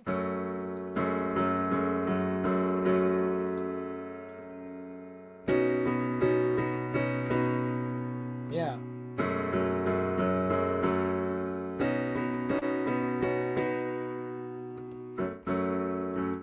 And then check it out. When you have this, he goes, dream them up. Which, if you add those to this, you get that nice major 7 and that add 9, right? You kind of get this like major 9 feel to it. Lot of tension going on here. So that's probably how I would end up playing this, right? So go, oh, the boys are slack, the best you've ever had, the best you ever had. It is just a memory in those dreams, as daft as they seem, as daft as they seem. I love when you, what is it? Dream them up. That's in there.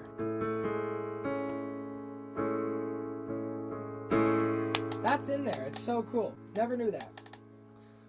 This reminds of, if you actually look at this, this reminds me of in a certain romance, right? Everyone thinks it's just B and A, right? Well, in my reckless agree books, a naked Converse, a tracky bottoms tucked in socks. But the truth that they're none.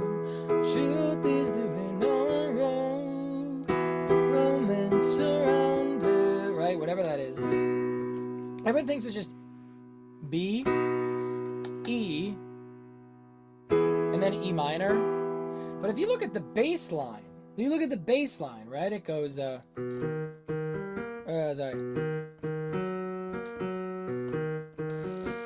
It's really hitting that higher note a lot, right?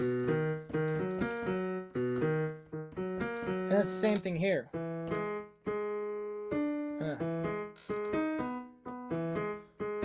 If you look at that bass line, you actually are adding the major 9 feels there, right? Sorry, the major 7. Major 7 feels there.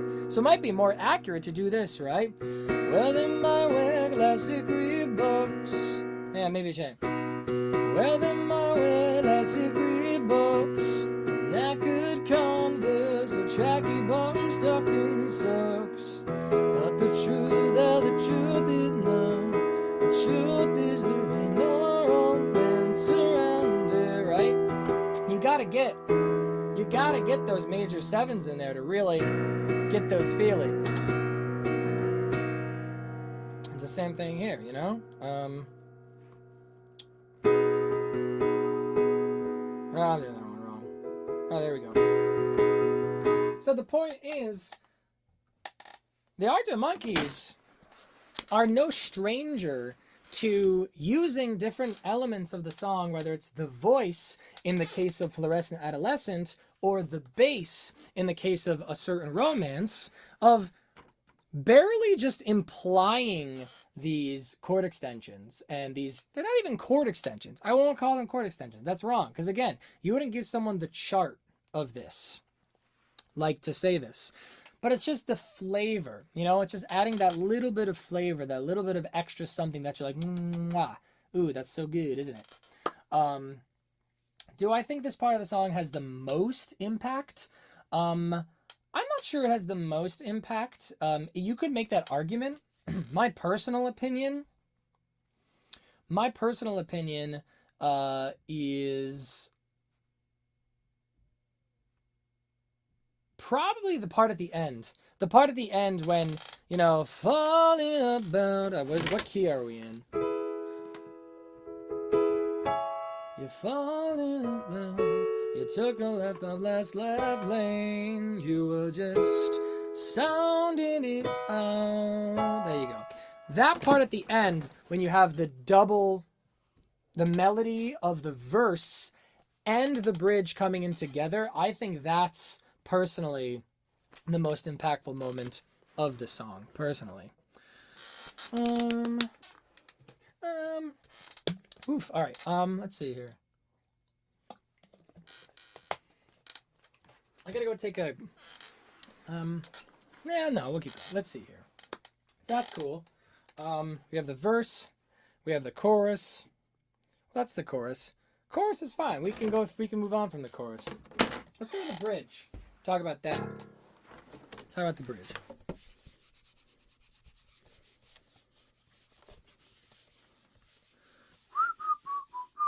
The final part is so theater kid coded.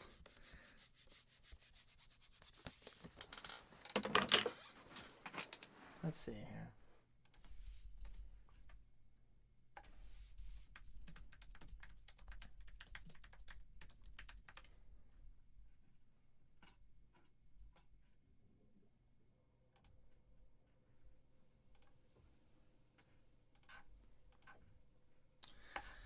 What'd you say? It's so theater kid coded? Here, look at this.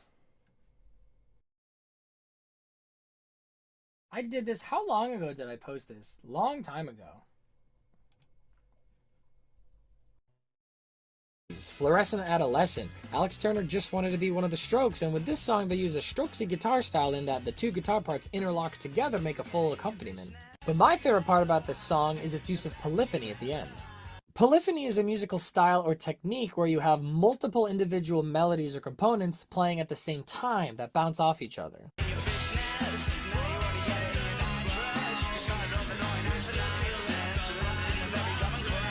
Another infamous example of this is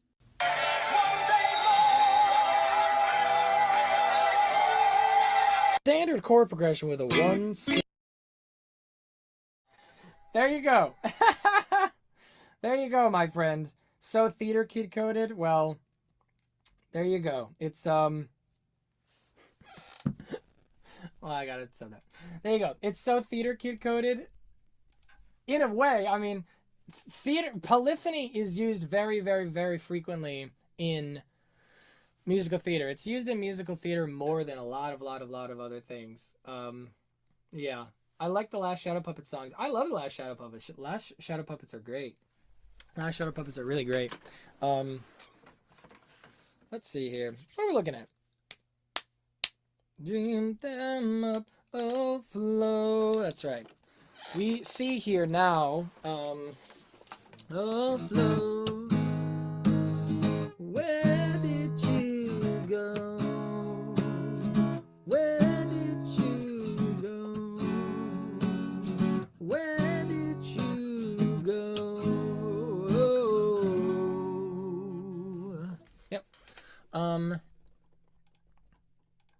That was pretty quick, right?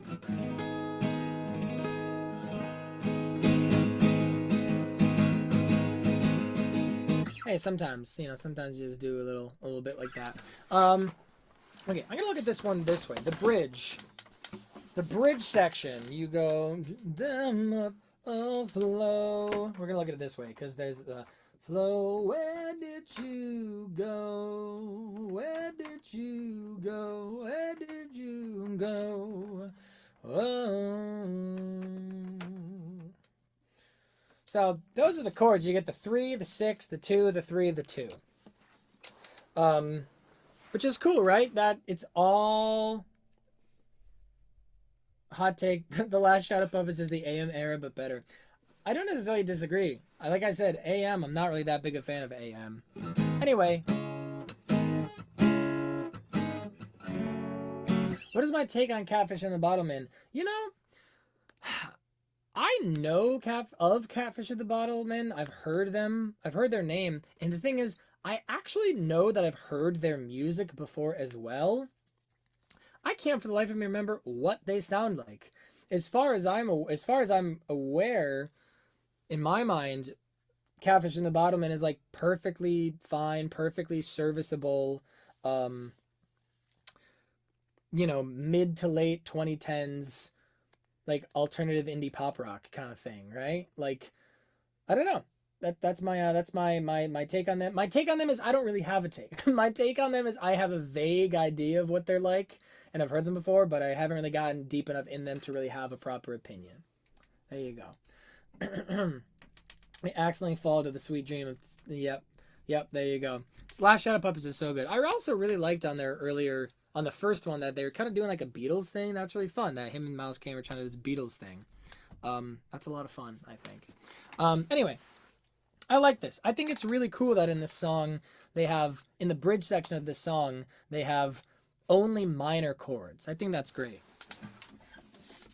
So let's take a look at this. Oh, flow. We have the 3. Oh, flow. Where did you go? Where did you go? 1 7 5 3. 1 7 5. Right. Oh, flow. Do. Where did you go?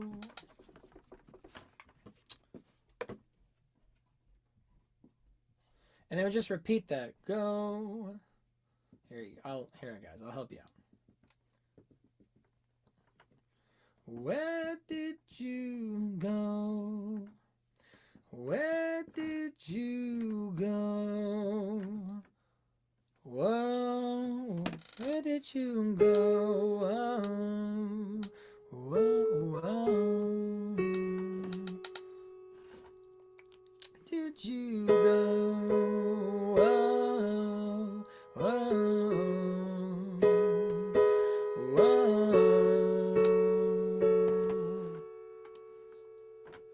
whoa. There you go. So this is the interesting thing. Is you get this really nice ostinato. That's what this thing is called here. Is you get this beautiful little ostinato repeating under different chords, right?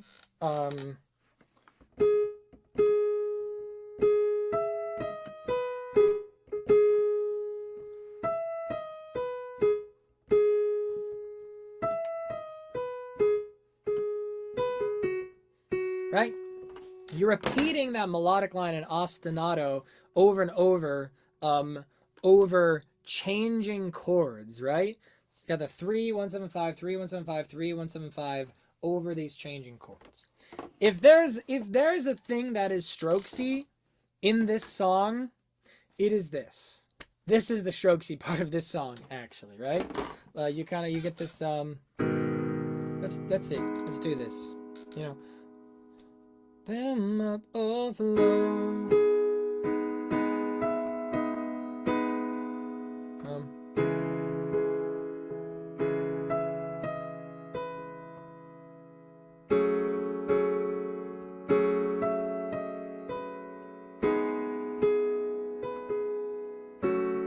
If anything about this song is strokesy, it is this part. This is such a strokesy thing, having an ostinato pattern with all these changing chords underneath it. That's the strokesy thing, if anything, right? Let's see here. So we got this. Let's see here.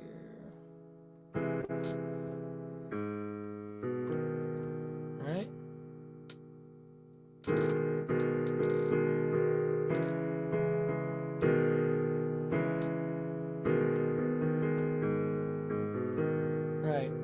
So I try to make this easier on myself.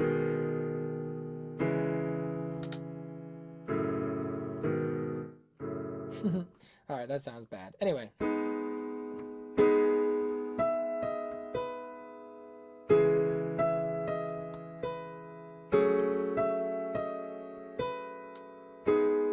you know what's interesting about it? You know, that's actually the really interesting thing about it. This is strokesy, an ostinato repeating over changing chords. That's strokesy in concept, but this doesn't sound strokesy.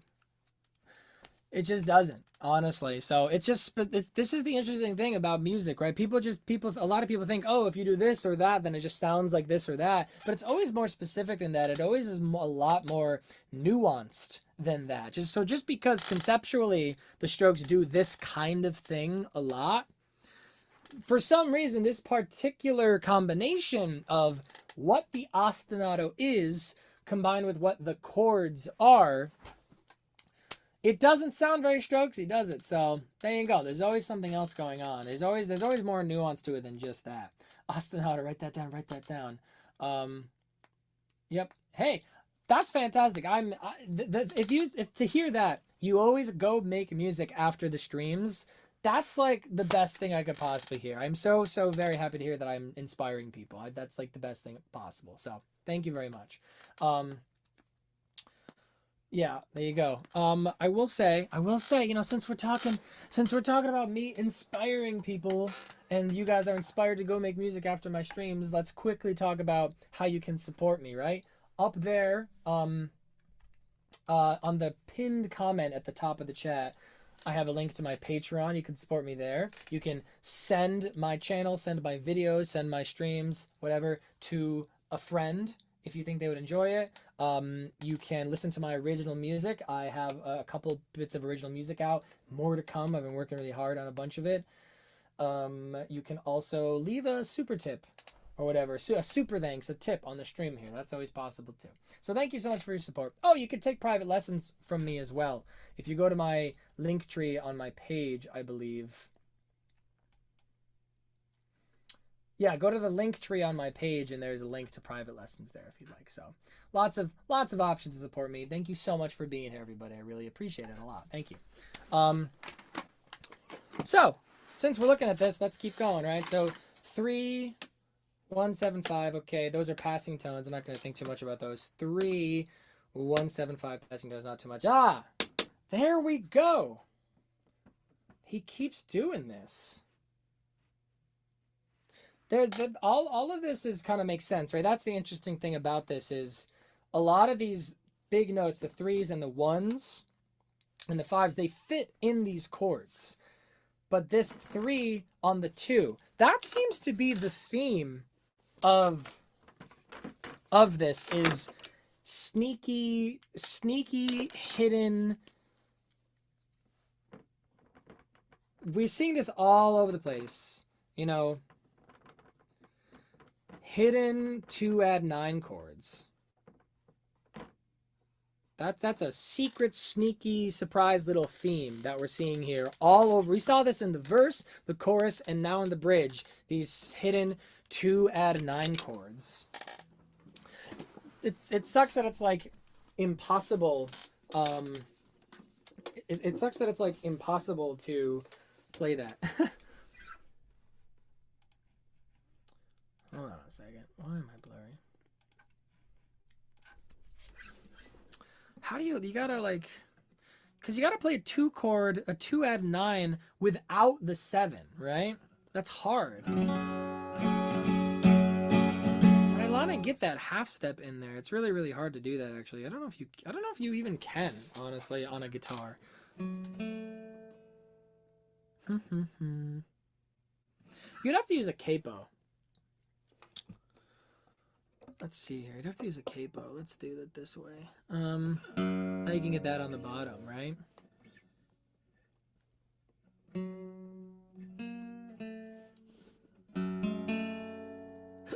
There it is.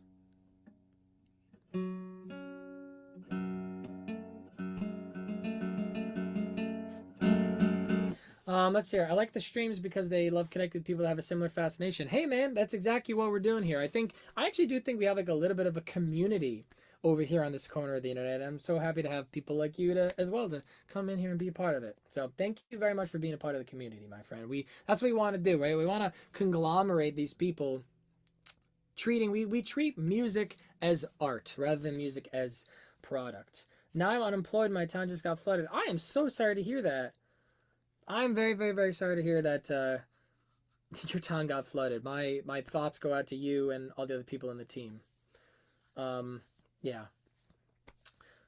I just randomly joined. I look completely insane and I love it. Good. Yeah. I mean, I bet it is insane, right? Because you probably joined on this thing, right? Right? Like, what even is that? I totally get it. I definitely feel you.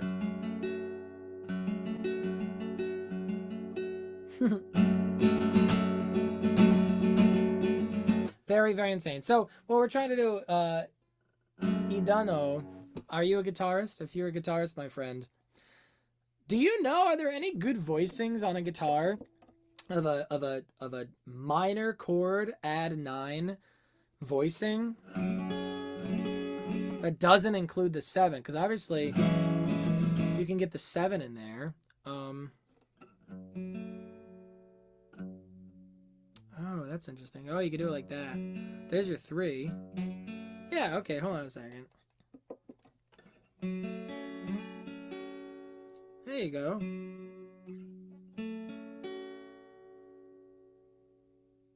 Let's see here. There, that's onto something.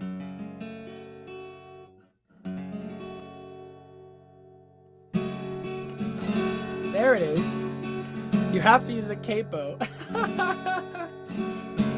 As soon as I can get the guitar back from the cousin, paying for some lessons. Awesome, man.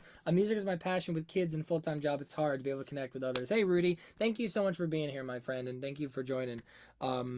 That's great. I would love to be able to teach you. I do have a lot of adult students with like kids and stuff, and it's really fun to be able to teach people like that who are passionate. And you know, I look forward to have some of you people on the in lessons. I really look forward to it. Thank you very much. Surreal says, this is my first time seeing your live stream. You, I'm thoroughly impressed. I'm a guitarist and I love the Arctic Monkeys. Hey, thank you so much for being here, Surreal. It is, again, like I said, I really were trying to develop a little community over here of people who love music like art rather than love music like a product, and we have a similar fascination with a similar type of music. The great music that was definitely coming out in the late 90s through the 2000s and the 2010s. That seems to be the little community we're forming over here on the internet, and I do think we're doing something really special over here, honestly, because this is great, phenomenal music that was like the, you know, soundtrack of a culture, of a generation, and it deserves the critical analysis that we're giving to it. That's why I started doing this in the first place, because I really feel like this type of music, it's great music that deserves critical analysis, and no one else is doing it, so we're doing it. You know what I mean? So thank you so much for being here. Yes, we did a certain romance too. It was great. There's a voice in for you. So moving forward, right? Let's get to pretty much the end section of this, right?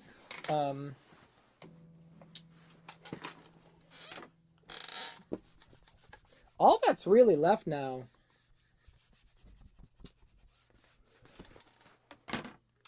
I want to point this out. I really, really, really like the yeah, Surreal. We do a lot of the Strokes. We did some Vampire Weekend. We did some Interpol. Doing Arctic Monkeys. So if you like any of that stuff, definitely check out my page. I got a lot of cool stuff on all of these bands. Let's see here. The thing that's left now is the repeat. This part, yeah.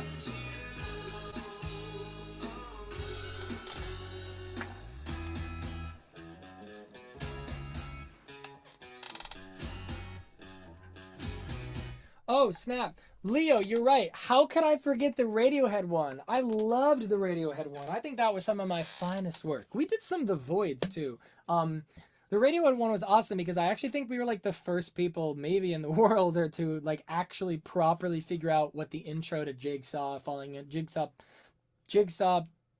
place actually is. Like, that was such a cool thing that we figured out, is that, wait, no one's really done this properly. So that was really fun and cool. Yeah, we've done a lot of fire ones. It's so great. I love doing these every week. I really hope that you guys love doing them every week too. I feel like you do, and that's great. Okay, so I wanted to talk about the rhythm of that, right? We need 4 bars, right? Did I do this right? Yeah. We need 4 bars of music. Check it out. I love this, right? Call it the, whoopsie. I think you call it the post bridge. I did go over this in the last one. I did go over this in the last live stream, but I definitely want to go over it again here as well because it's really interesting, I think.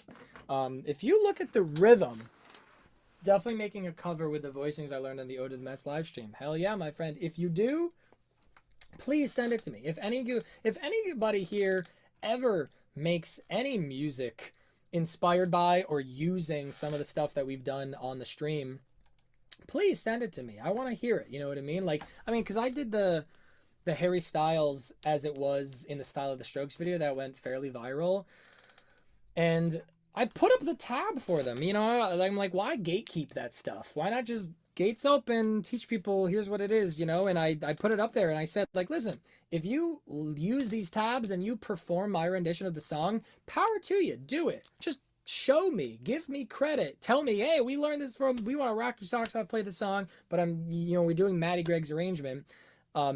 Shout me out, give the credit, but then send it to me, show it to me. I've gotten a bunch of people on like Instagram and stuff sending me videos of their bands playing my version of the song, and it makes me really happy. So I love to see it. That's what I want to do. That's like the life mission, you know, disseminate proper music appreciation, proper music love, no gatekeeping, no elitism, any of that stuff. You know, let's spread the love, peace and love. So if anyone makes anything that's at all related to or inspired by the stuff that I do, please send it to me. I want to listen. I want to hear it. I want to share it. Right. So thank you. You guys rock. You guys rock. All right. So listen to this. Check this out. The beginning of the song. What's the rhythm?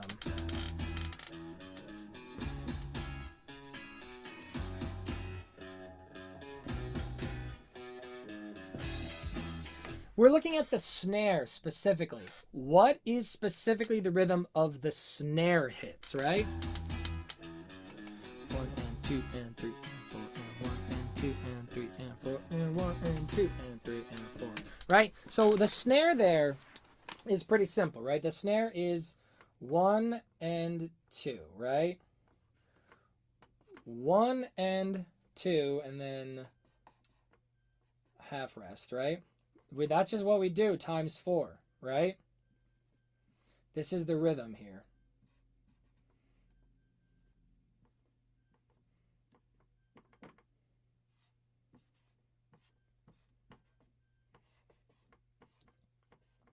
In the intro, that's what you got. Ba ba ba. Ba ba ba. Ba ba ba. Ba ba ba, right? 1 and 2. Ba da da da, 1 and 2. Ba da, 1 and 2. Ba ba ba, 1 and 2, right? We repeat that ad nauseum, right? Then we have a very, very, very similar, I don't know if you guys are into this, right? 1 and 2 and 3 and 4. Oh no, I don't have enough space. That's gonna be so tough. If anyone's confused about like notated rhythm like that, I guess let me know, but otherwise I'm not gonna spend the time to write that out. But check it out. That's what happens in the intro. In the bridge, it's very, very, very, very similar, right? We have ba ba ba da da da da da da, right? It's very, very similar. In this post bridge section, where we're repeating it, where we start to do the fallen about part, we change it, right? You have these things that all repeat. You know, ba da da ba da da da da da ba ba.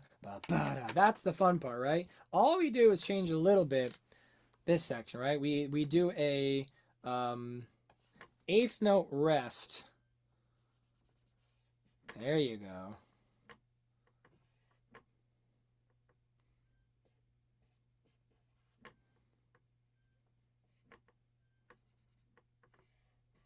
Right?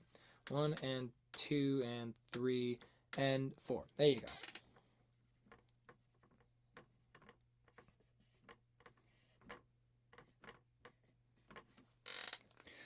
That's all we change, is just this third measure. And now I will write this out. 1 and 2, 1 and 2, 1 and 2, 1 and 2. And now I go 1 and 2, 1 and 2, and 2, and 1 and 2. Right?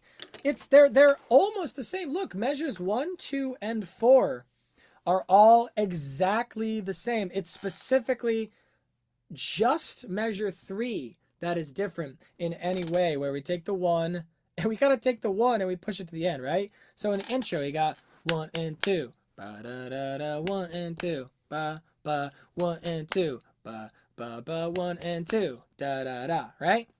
And then in the post bridge section, slightly different, right? Ba da da da da da, ba da da ba da ba da da ba da ba ba da da. But like that slight difference of that rhythm is just enough to just still keep you interested, keep you going. keep you listening. And it's just interesting. I mean, I do think that that's a really interesting rhythm, right?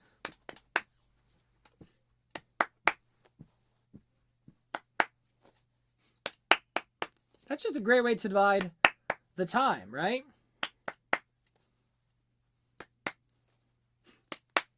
It's great. It's just a really great rhythm on its own, but it's even better when you see that it's just such a slight readjustment, a slight variation on what we saw in the intro. I love that, right?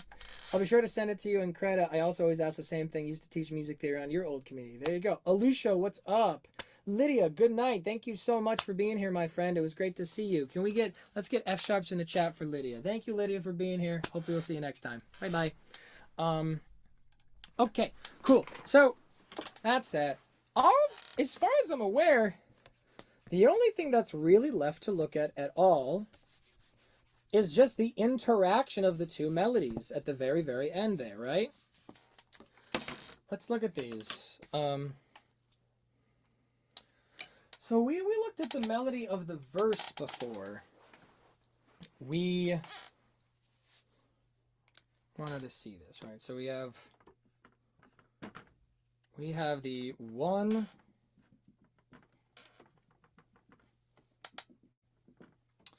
6, 2, 5. We're going to look at the verse and the bridge, right? See how they're interacting with each other, right? The polyphony section. We love the polyphony section at the end there, right?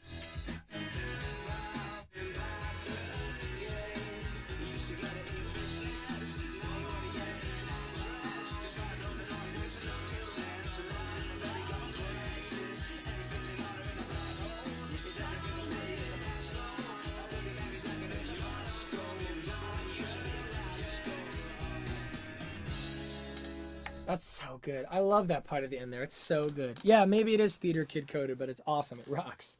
All right, so it's so it repeats like, I used to get it in you, right? You used to get it. Used to get it.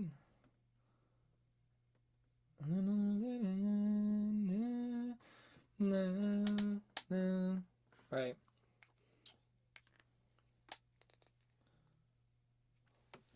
What is it? I forgot. I literally had it written down over here. What was it? Yeah, there we go. Because we already did that earlier in the stream, right? So you have, start that way, right? Fishnets. Now you only get it in your night dress. Scattered all the naughty nights for niceness. Landed in a very common crisis. And then repeat, right? Everything's in a black. There we go. So we'll just repeat that basically. Ad nauseam. That's the melody there. Right?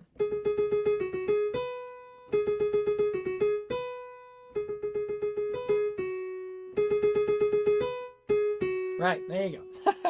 That's that guy. So then the bridge section is gonna give us, boom, falling about, do. Oh, interesting. Where does that happen? So you go, you're falling about.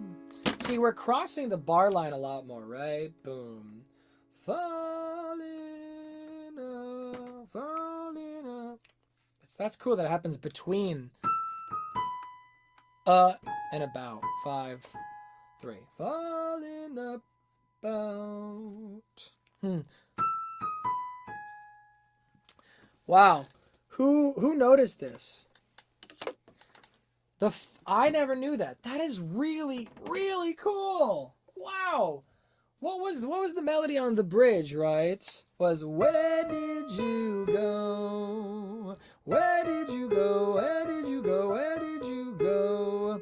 1, 7, 5, 3. That's awesome. Flo, where did you go? go? Where did you go? Oh. And then we just repeat that, right?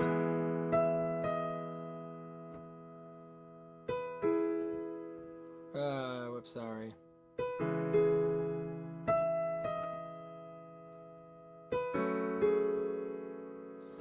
Wow.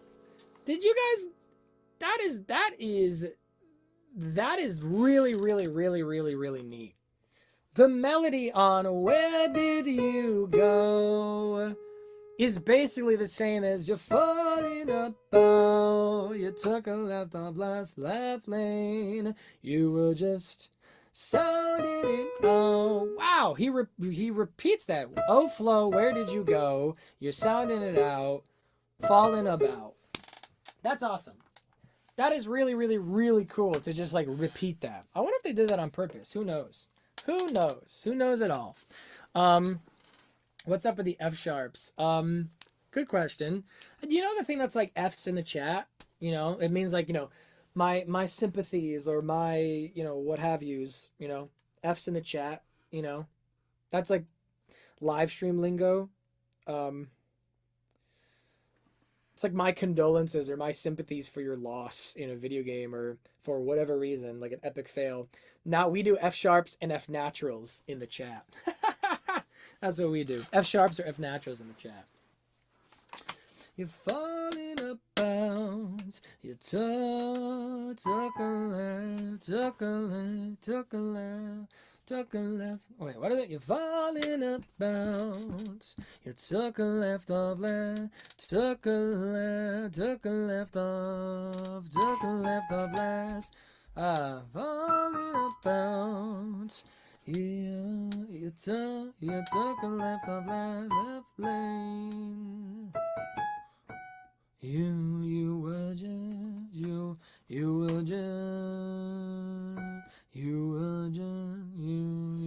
just what?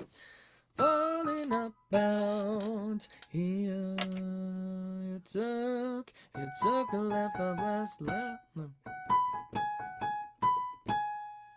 You were just sounding it out. Now you're not coming back again. Right?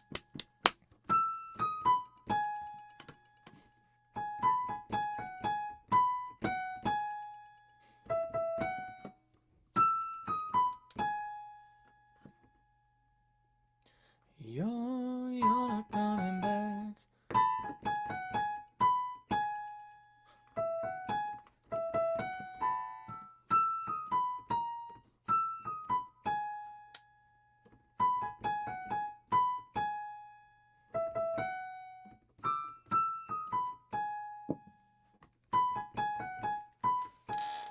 There you go. It's pretty simple, right? So, here's something. Falling about. You're falling about. You took a left off last lane. You were just. There you go. So, just repeats there, right? You're falling about. You took a left. Oh my God, there it is again. Took a left. That secret hidden to mine then. Falling about. You took a left off last. Where does that go? Falling about. You took a left off left. Took a left off last lane. Kind of goes right over there. Left lane. You were just. There you go. So there's a repetition there. That's kind of what's happening here all at the same time. If you'll see, this is another way that you can tell. Again, they didn't have the schooling. They didn't really think about it too hard. They truly were just going off of instincts, off of natural feelings. Because if you were studying polyphony, you would have been told they should be playing in different parts of the scale. They should be in different ranges. They should be emphasizing different tones. They should be emphasizing all this different stuff. However, in this song, look, they're all this. It's all the same. 3 2 3 5, 3 2 3 5, right? 3 2 3 5, 3 2 3 5, 3 3 2 3 5. This has a little bit of extra something with the 1s and the 7s, but all in all, this is just kind of the same thing, right? Like a Call of Duty reference, right? Notice how throughout the early phase, Alex many times changes the tonic syllable of words to fit the rhythmic structure. And when it comes from rap influence, really common rap music, what do you think? She likes her gentleman to be gentle.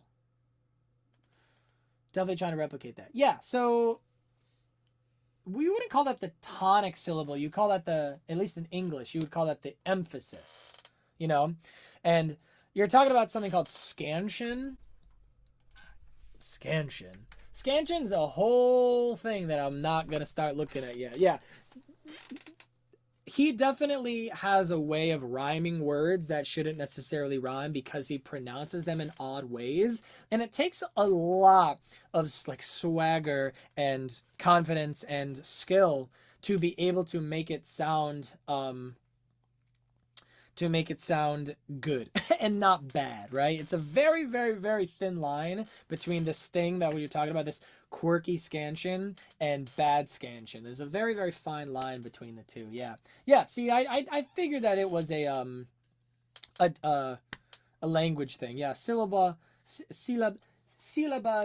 tonica. I don't know. I took Italian, not Portuguese. That makes perfect sense. But in English, you would call that like where the emphasized syllable. Yeah.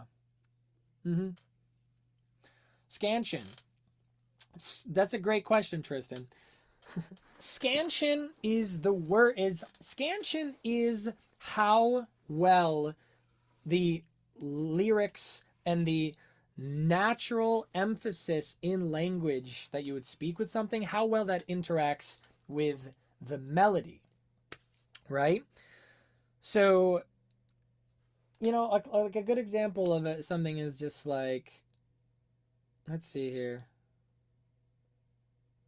What's a good example of scansion? Let me just think of like any random song. I don't know. Let's see here. Oh, here in this song, "Oh, the boy's a slag." Literally say that word. "Oh, the boy's a slag." That's how you'd say it. "Oh, the boy's a slag.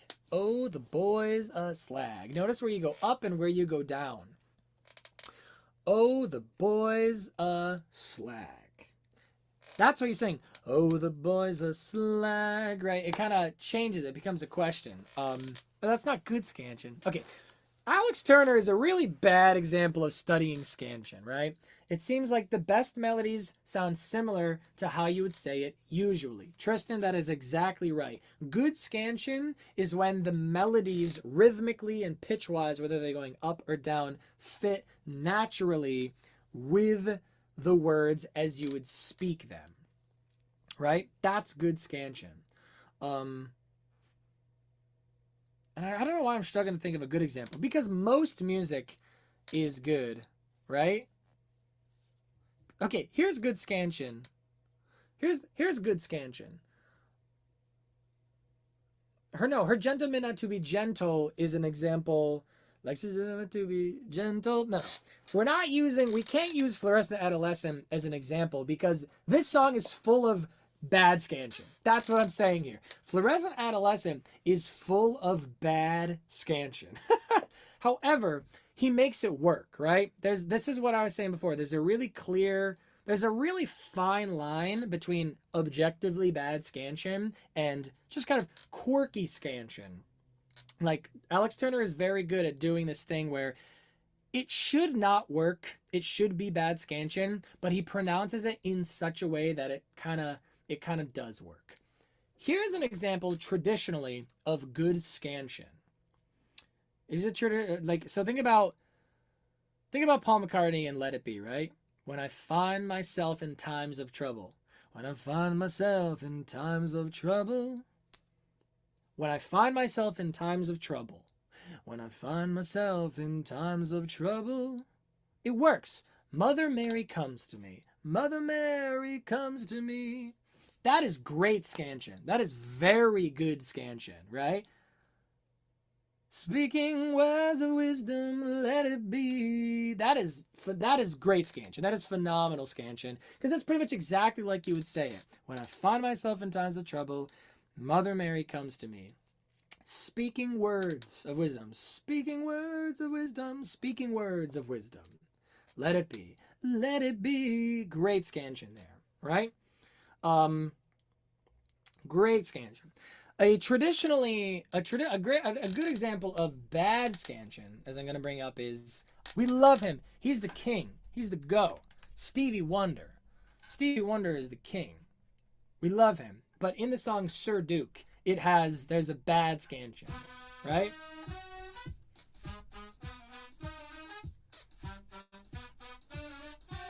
In the second verse here, right? Music knows it is and always will be one of the things that life just won't quit. Right, there you go. That is bad scansion right here. Think about it. Music knows that it is and always will be one of the things that life just won't quit. How do you say that? Be one of the things. Where's the emphasis? It's on things. One of the things. But his melody is on the things. Music knows that it is always will be one of the things that love you. That's bad scansion. That's not how you say that. One of the things. Think about saying it like that. Music knows that it is and always will be one of the things. One of the things. One of the things that life just won't quit. That's bad scansion. Here's what I'm saying though. Scansion isn't everything. Obviously, this is a phenomenal song. Everyone loves the song. It's a phenomenal song. Probably one of the best songs of all time. From one of the best artists of all time. But that's bad scansion. It's a great melody, but that's bad scansion. Right? Let it be, let it be. Be one of the things that life just won't quit. You don't say it like that. It doesn't flow off the tongue. Bad scansion, good scansion. Now here's where you come into Fluorescent Adolescent and you say, lecture gentlemen not to be gentle, you know? Lecture gentlemen not to be gentle. Like, it's kind of like this quirky thing where it's like, the scansion, it's quirky. It's not quite right. And the same thing, like, it shouldn't work, but he makes it work because of the way he does it, right? So that's why I say it's quirky scansion. And there's a very fine line between like quirky, non-conventional, let's say unconventional scansion and bad scansion. There's a very fine line there. So, let's see here. I love the way you talk about music. I've been obsessed with the last word of Cornerstone. Thank you. I'm so happy that you like the way I talk about music. I love talking about music. Again, like art, not like a product, is what I always say. Like is like a hill. Turner uses want, which is a valley. Curious my opinion. I'm not sure exactly what you mean. We'll have to come back to that. We have this idea in Brazil. Everything sounds better in English. Like we bob to I want to be yours, but if you translate, it's cringe. Yeah. Well, it's funny. We have a thing here. So I love anime and like Japanese media, Mosquito. And melodies that sound great in Japanese, melodies and rhythms that sound great in Japanese, people try to do like English translations of those, and they're so cringy. They're terrible. You know what I mean? Gonna be the scansions inside words and inside phrases. I feel like they're different things. Oh well, yeah. I mean, it's all a complicated thing. You know, there are scansions within phrases, and there's scansions within words, and those words are inside phrases, right? There's scaffolding. We wrote a song called Bad Scansion. Everything is purposefully off. Yep. Scansion is Alicia. Alicia's my homie over here. Is scansion more of a music thing or a poetry thing? That is a great, phenomenal question. Both. Scansion definitely started more with poetry. But it definitely has become applied and very relevant to music. So Alicia, that is a very astute question, a very astute observation to see this connection between music and poetry. Lyrics are kind of a form of poetry if you really think about it. Lyrics are a form of poetry. So scansion, as applying to poetry, definitely also applies to music, especially because, you know, the rhythms of something and the melodies of something can definitely interact with the natural rhythm of the words, for sure. Yep. Last word of a song, Cornerstone, seems to give you can call me anything you want. You can call me anything you want. I love Cornerstone. That's a great song. I want to do that at some point. That's good. Yeah. Yes, you can call me anything you want. No, he says want. The last word of the song Cornerstone should be you can call me anything you like instead of want. Let's see here. She was close, well you couldn't get much closer. She said I'm really not supposed to, but yes. Alright, so anything you want. Refocus my cam, mate. Yeah, I appreciate it. This webcam always gets blurry. It's so annoying. You think that it should, the last word of song Cornerstone should be like and not want. It's a good question. I don't know. I've never thought that myself and listened to the song, and I've heard it many times. So he says it right. He always says you can, you know. Yep, she was close. Asked her if I could call her your name. Yep, call her your name. Oh, you can't call me her name. Yep, shortcuts to myself. She was close. You couldn't get much closer than I was supposed to, but yes, you can call me anything you want. I mean, if I had to make I'd have to look into this further, like to make a more deep judgment. But my immediate thought, honestly, is want. So the rhyme scheme here is closer and supposed to, right? Couldn't get much closer, really not supposed to. Closer, supposed to. Closer, supposed to. That's the rhyme there. Want is kind of coming out of nowhere. However, want is much more similar to stand than like would be similar to stand, right? That would be my guess here, right? Want feels a little bit more kind of like A, B, B, A. Maybe. Want is definitely closer to stand than like would be. So you kind of have A, B, B, A. And if you had like here instead of want, it would be like A, B, B, C. So that would be my rudimentary, quick, expedited analysis on why you have want there instead of like. Yeah. It does sound a little off, not in a bad way now that you pointed out. But want sounds better because of the accent. Like could wrap up the song in a bow. Let me think here. Well, what would that sound like? Right? You couldn't get much closer. She said I'm really not supposed to, but yes, you can call me anything you like. I don't know. You can call me anything you want. I don't know. It doesn't really rhyme in either way, you know? It's kind of pick your poison. Pick your poison, basically. Pick your poison kind of situation.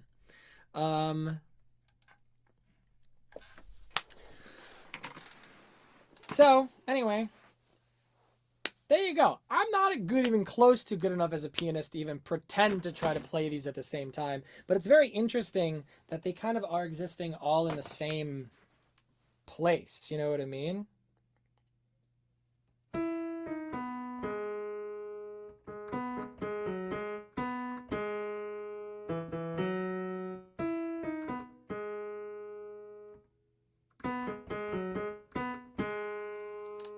Yeah, I'm not even going to pretend to try to play these at the same time because I'm not that kind of pianist. I can't really do that. I will say, interestingly, I think it's really interesting that these two melodies, they use pretty much all of the same notes. They're not playing in different parts of the key. They're not playing in different parts of the chords. They kind of just are all in the same place. And so the reason why it really works is the rhythmic space of it all, right? If we go listen to it again, notice they take turns, right? Just when the falling about took a left off last left lane, space, you were just space, sounding it out, space, you're not coming back again, space. In all of those spaces is when the verse melody really kind of comes in kicking, You know what I mean?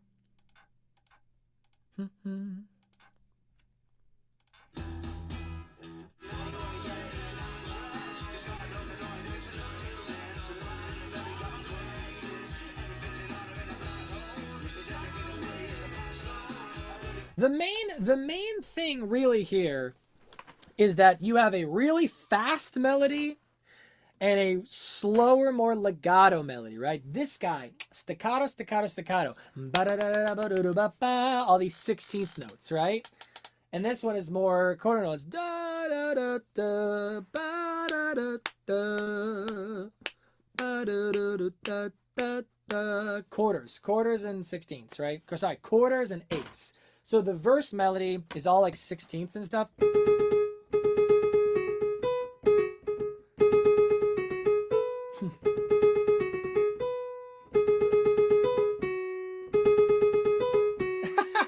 Right? 16ths and like eighths. Whereas the other one is quarters and quarters, you know?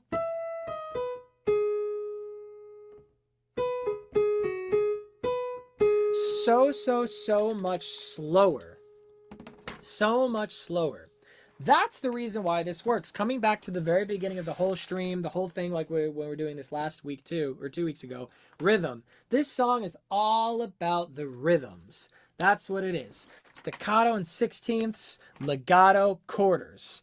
That's what we're seeing. That's why these two melodies work over each other so well, because they're texturally very different, despite the fact that they are kind of playing in all of the same notes, and they kind of should be on top of each other in terms of like the notes that they're literally using. They have such different textures in their rhythms that it works. They go together, right? You have two different characters, you know, the fast talking character and the slow talking character. You know, it's great. There's a juxtaposition there, and that's really fantastic.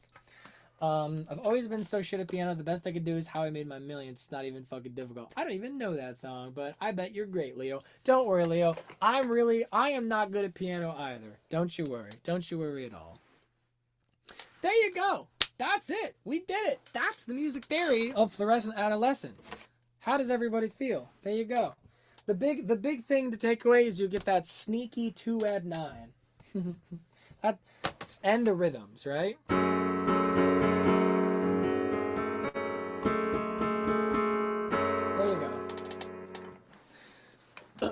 We can do a tier list. Yeah, let's see here.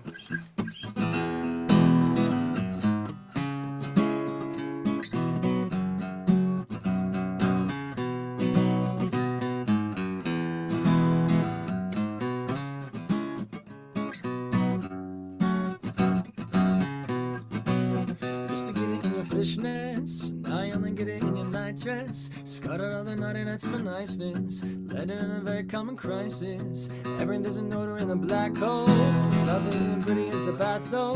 Your body is lacking in Tabasco. Remember when you used to be a rascal? Oh, the boys are slag. The best you ever had, the best you ever had is just a memory. And those dreams, as deft as they seem, as deft as they seem, I love when you dream them. Flicking through a little book of sex tips, remember when the boys were electric. Now aren't you totally gonna get it? Guess you're not too glad, they just forget it. They're doing getting sentimental. Say she wasn't home, but she went still. Like she didn't mean not to be gentle. It's a Mechadaba or bang pencil. Oh, them boys are slag. The best you've ever had, the best you ever had is just a memory. And those dreams, well, as deft as they seem, as deft as they seem, I love dream them. Oh, oh. Where did you go? Where did you go? Where did you go?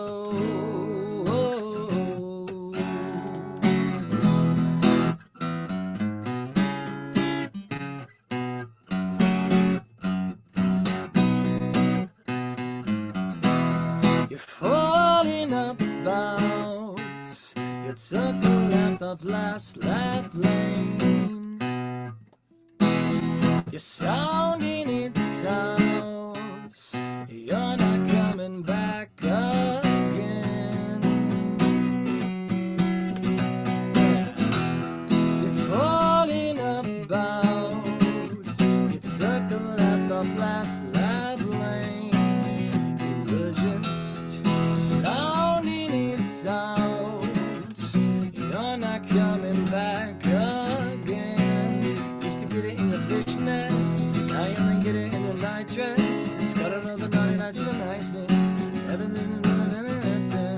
cause she's older in a black hole. Another's as pretty as the past though.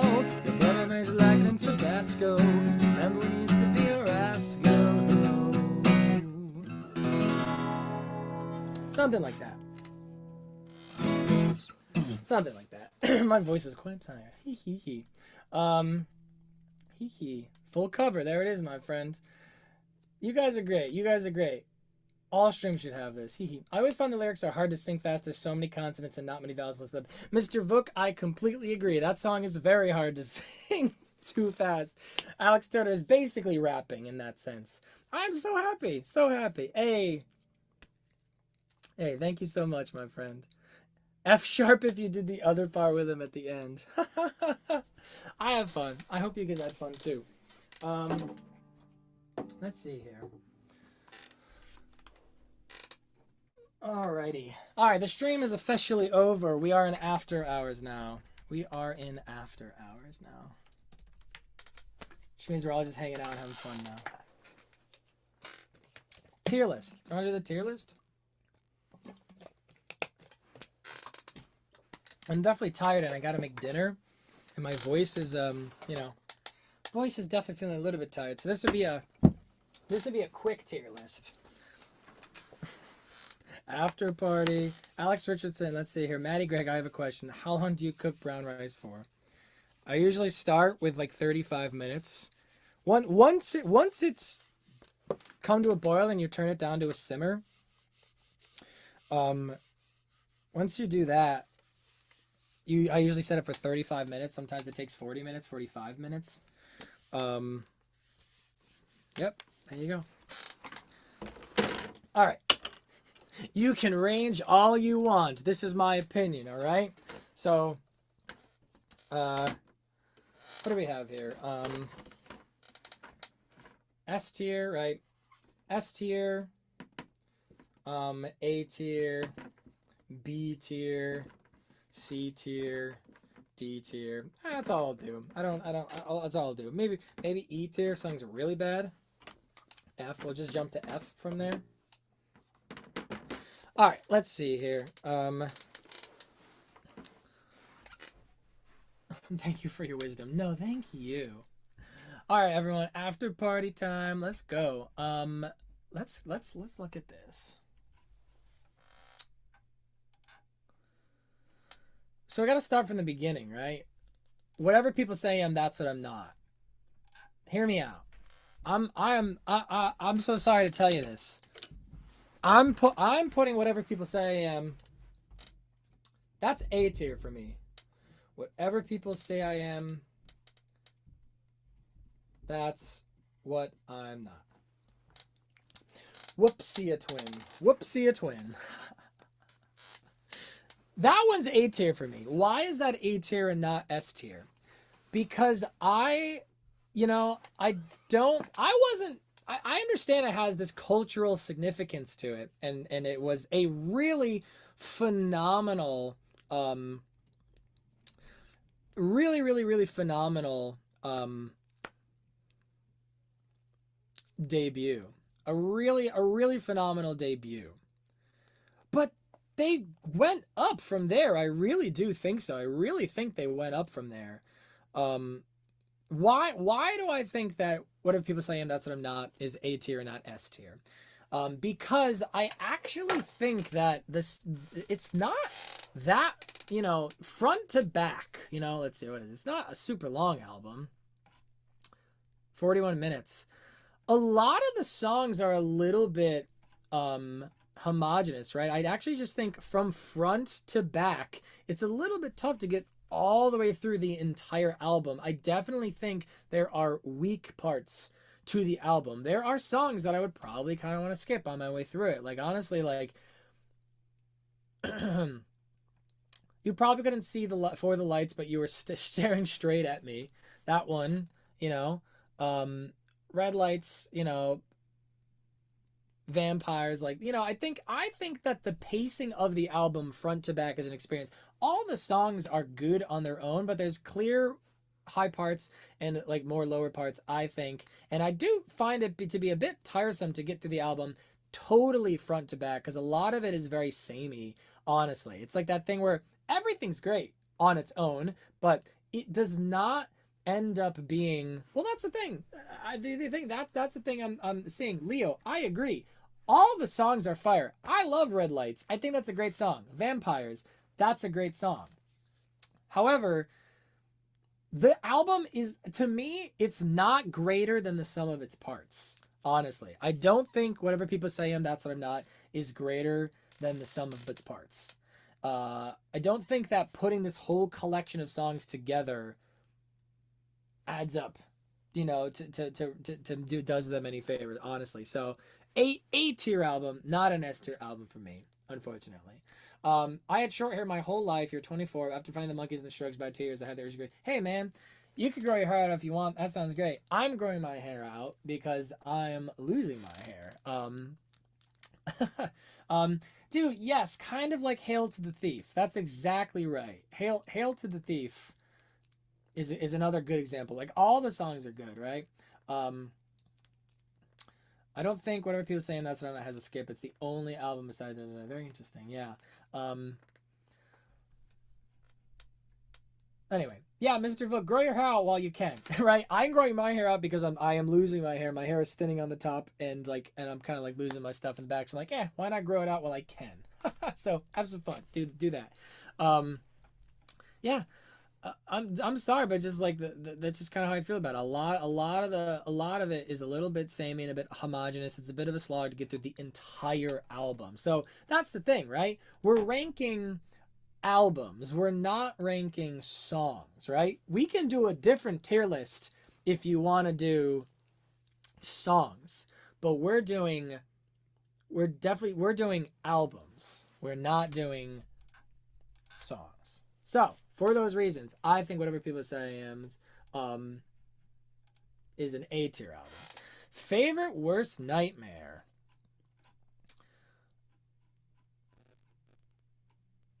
It's so hard. Like, I wish, you know, the way that I feel about it is like, it's so funny. This is so funny, right? So check this out. I think that Favorite Worst Nightmare has a couple songs on it that are worse than songs on Whatever People Say I Am, That's What I'm Not. I think The Bad Thing and like If You Were There, Beware, I think those songs are on like singularly any worse than any song on Whatever People Say I Am, That's What I'm Not. But as an experience, the album is so good. Like, even though Favorite Worst Nightmare has weaker parts to it than Whatever People Say I Am, That's What I'm Not, the whole thing is such a phenomenal experience. I think the songwriting is more consistent, it's more dynamic, it's more interesting. The pacing of the album front to back is just phenomenal. I can listen to Favorite Worst Nightmare front to back and I love it. The vibe is so good, and I like that it took that scrappiness from the first album and kind of made it a little bit more moody. Yeah, I don't know. I mean, listen, that's all, like, If You Were There, Beware and The Bad Thing are there. Yeah, I agree. They're fun. They're good. They're not bad songs, but I do think that they are lower in quality and less good of a singular listen than any song on the first album. But again, the whole album is so good. Brian Storm to Teddy Picker to D is for Dangerous. Balaclava's cool. Fluorescent, Adolescent. Only Ones Who Know, Do Me a Favor. The Old Yellow Bricks 505. I mean, come on, dude. This album is so good. I think Favorite Words Nightmare is probably still my favorite. Arctic Monkeys album. It's so good, man. Um, let's see here. Oh, you guys are agreeing. Tristan, let's see here.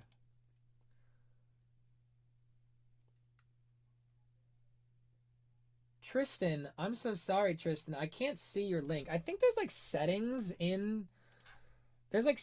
I have in my live stream where like I can like allow people to add links. I think it's like auto blocks links. It auto blocks links from people who aren't moderators. So I'd have to add you as a moderator to listen to your song. So I can't see your link. But is it on YouTube? Is it on SoundCloud? Maybe you can tell me how to Google it and find my way to it. I can find it. I'm loving Leo being here going, do not hesitate. Favorite Worst Nightmare, direct to S. I agree. I totally agree. Alicia says, I love and miss how many singles and B-sides the Arctic Monkeys have. Yes, I agree. I love all that stuff too. There you go. I wish you luck in that, Mosquito. Definitely do it. The bad thing is better than Dancing Shoes. That's a hot take, I think. I like Dancing Shoes, definitely. That's a fun riff too. I hate when he spells the name of the song in D's for desperate. Yeah.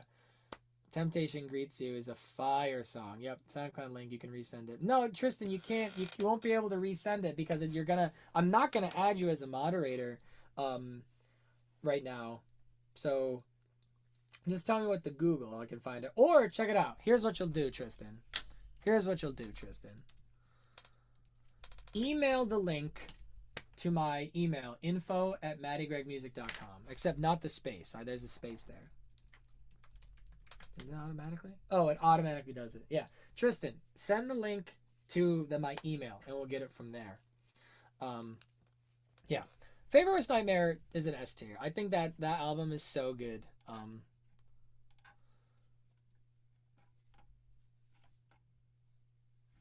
Okay, moving on to Humbug.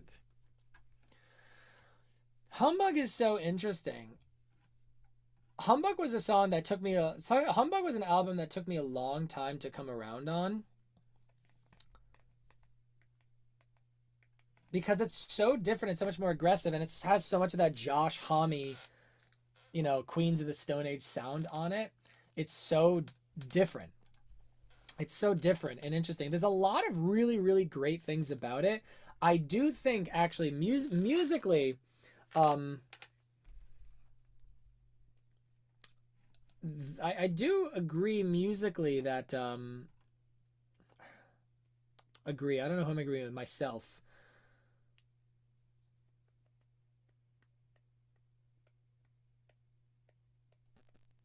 Okay, this is such a specific. No, Mosquito. Queens of the Stone Age, one of the lead songwriters and the frontman is Josh Homme. Josh Homme produced and I believe also helped co-write some of the stuff on Humbug. So there's a reason why. I think Humbug is going to go in A tier for me. Humbug goes in A tier for me. I love so much of it. However, I actually get a little bit tired of all of the riffs, right? There's a lot of snaky riffs on there, right? Like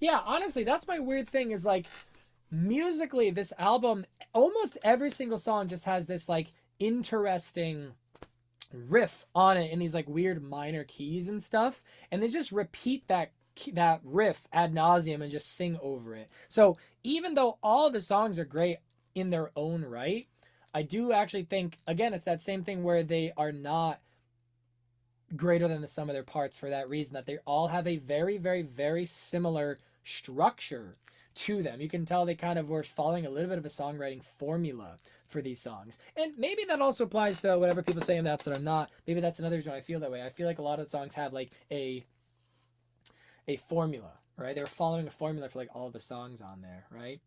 Humbug is a very ambitious project. Yeah, I would love to analyze some Crying Lightning, and I agree. Humbug is very ambitious. Next is Suck It and See. Okay, I'm a Suck It and See defender. I mean, I'm gonna do the same thing. Suck It and See for me is like immediately an A tier. I think like. I know it's such a departure of the sound from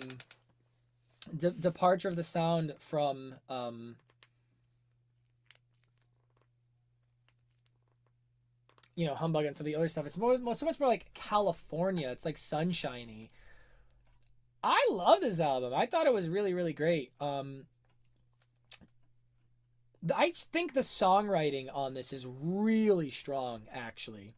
I definitely think it was this song before or after Last Shadow Puppet stuff. I think it was after some of the first Shadow Puppet stuff. But like, so it's not so much rock band as much as it's just like there is some rocking moments on there. But again, the songwriting really comes out on Suck It and See, and I think that's why I really like Suck It and See, is that all of the stuff from before, like the first 3 albums, it feels very band-y, and I love that. But then Suck It and See, it's like, whoa, Alex Turner's kind of coming to his own right, kind of as a songwriter here. There's some really great songwriting on it. Suck It and See is the singer-songwriter Arctic Monkey album. I think it's phenomenal. Yeah, Alicia says Alicia's there with the S tier. Alicia, I am close to putting Suck It and See in S tier personally, but it doesn't quite get there for me. Here's a big reason. I think that it suffers from pacing. Love is a Laser Quest right next to Pile Driver Waltz. No, what a lull. You got to put those 2 songs in different places. Brick by Brick is a meme. I know we meme on Brick by Brick, and it's fun for that reason, but it's not a good song. So we can't put any album that has Brick by Brick in it in S tier. It just can't happen. So Brick by Brick, love to meme on it. Kind of ridiculous, though. Not a great song. Pacing issues. Pile Driver Waltz right next to Love is a Laser Quest. Too much of a lull right there in the back half. Like, you're almost done with the album, and you kind of go, shoo, at the end there. If you could just, those are both good songs. I wish they just split them up to have better pacing. And also, here's the thing. Suck It and See is the start of when Alex Turner started to get really mumbo jumbo. No, what am I talking about? Humbug. He was already getting mumbo jumbo on his lyrics. Just like a wordsmith of interesting nothings. You know what I mean? Some of the lyrics are like, that doesn't really mean anything. I think you're just trying to challenge yourself. Can I put these words into a song? Yes, you can. Good job. Love is a Laser Quest is the most song. Love is a Laser Quest is a phenomenal song. Beginning of That's Where You're Wrong. Yep, absolutely. Feels like a movie scene. Stuck on the Puzzle is great. Yep. You think it's forgettable. Mosquito says it's forgettable, but it's skipped by Bic. See, I get that, Mosquito. Again, I like Suck It and See a lot more than I like AM. I think that some of the songwriting is really strong. Is it revolutionary and like of the zeitgeist in the way that the first 3 albums were? No, they weren't. However, there's some really strong songwriting. It feels just like understated. I like that Suck It and See is very understated. I think it's some great songwriting.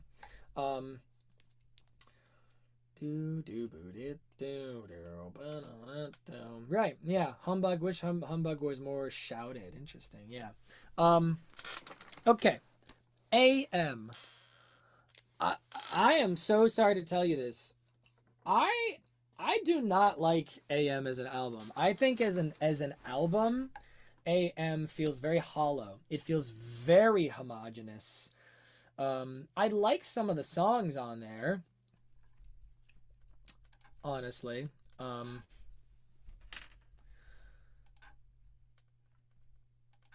Let's see here. I wanna be yours. Do I Wanna Know is great. Are You Mine? It fucking rocks. Are You Mine is one of the best songs they've ever done. Arabella is great. Number One Party Anthem is great. Why'd You Only Call Me When You're High is great. I like Snack Up, Snap Out of It. I like Knee Socks. But I think, man, 41 minutes. I always thought this album was way longer than that. This album, though there is some great songs on it, again, Are You Mine is one of the best songs they've ever done. I like a bunch of the other ones too. It is hard to get through this album, honestly. I think that there is some slogs. I think that they could have cut out a bunch of these songs. It feels very homogenous. It almost sounds like they're on cruise control. Like, that's the thing that I would say. It really feels to me like on this album, they're just on cruise control. I feel like they're not trying. In fact, it's the opposite. I think on this album, they're trying to sound like they're not trying. And I actually find that kind of disingenuous and boring, honestly. It drags, right?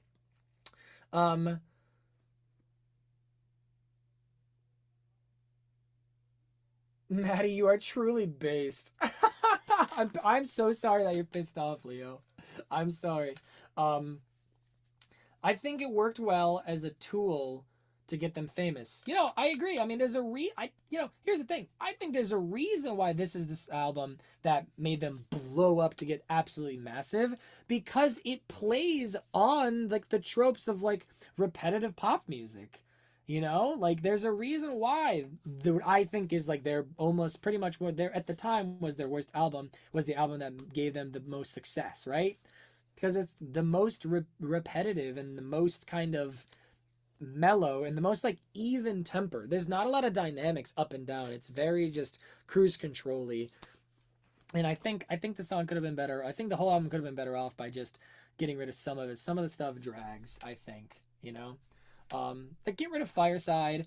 I mean, the same thing. You don't need Number One Party Anthem and Mad Sounds, at least, especially not right next to each other, the way that you don't need Pile Driver Waltz and Love is a Laser Quest right next to each other. Don't need that. Fireside's, I think, forgettable. Mad Sounds, kind of forgettable. I Want It All. I don't even know how that song goes. Get rid of those. Get rid of two of these songs between I Want It All, Mad Sounds, Fireside. One for the Road is okay. I don't know. Pick those. One for the Road. I Want It All. Is this the one that does?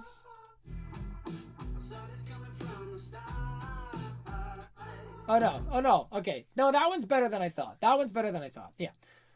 Take your pick. I Want It All, Mad Sounds, Fireside. Get rid of two of those and you'll have a better album. AM Tends to Drag agrees.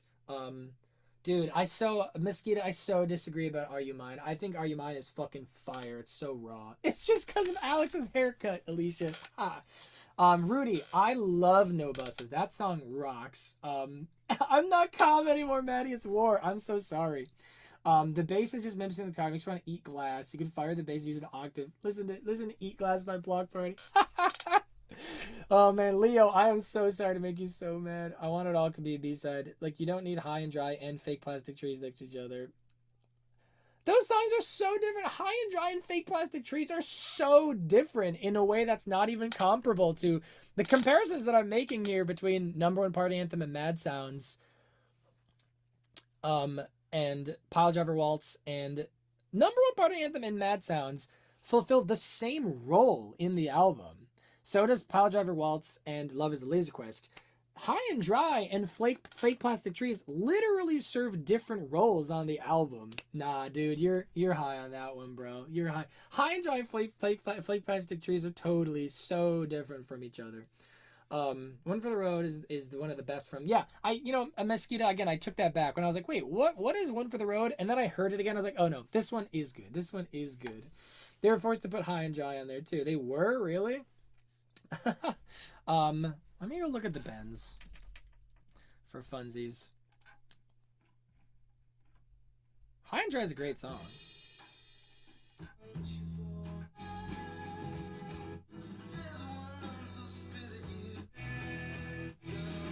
Yeah.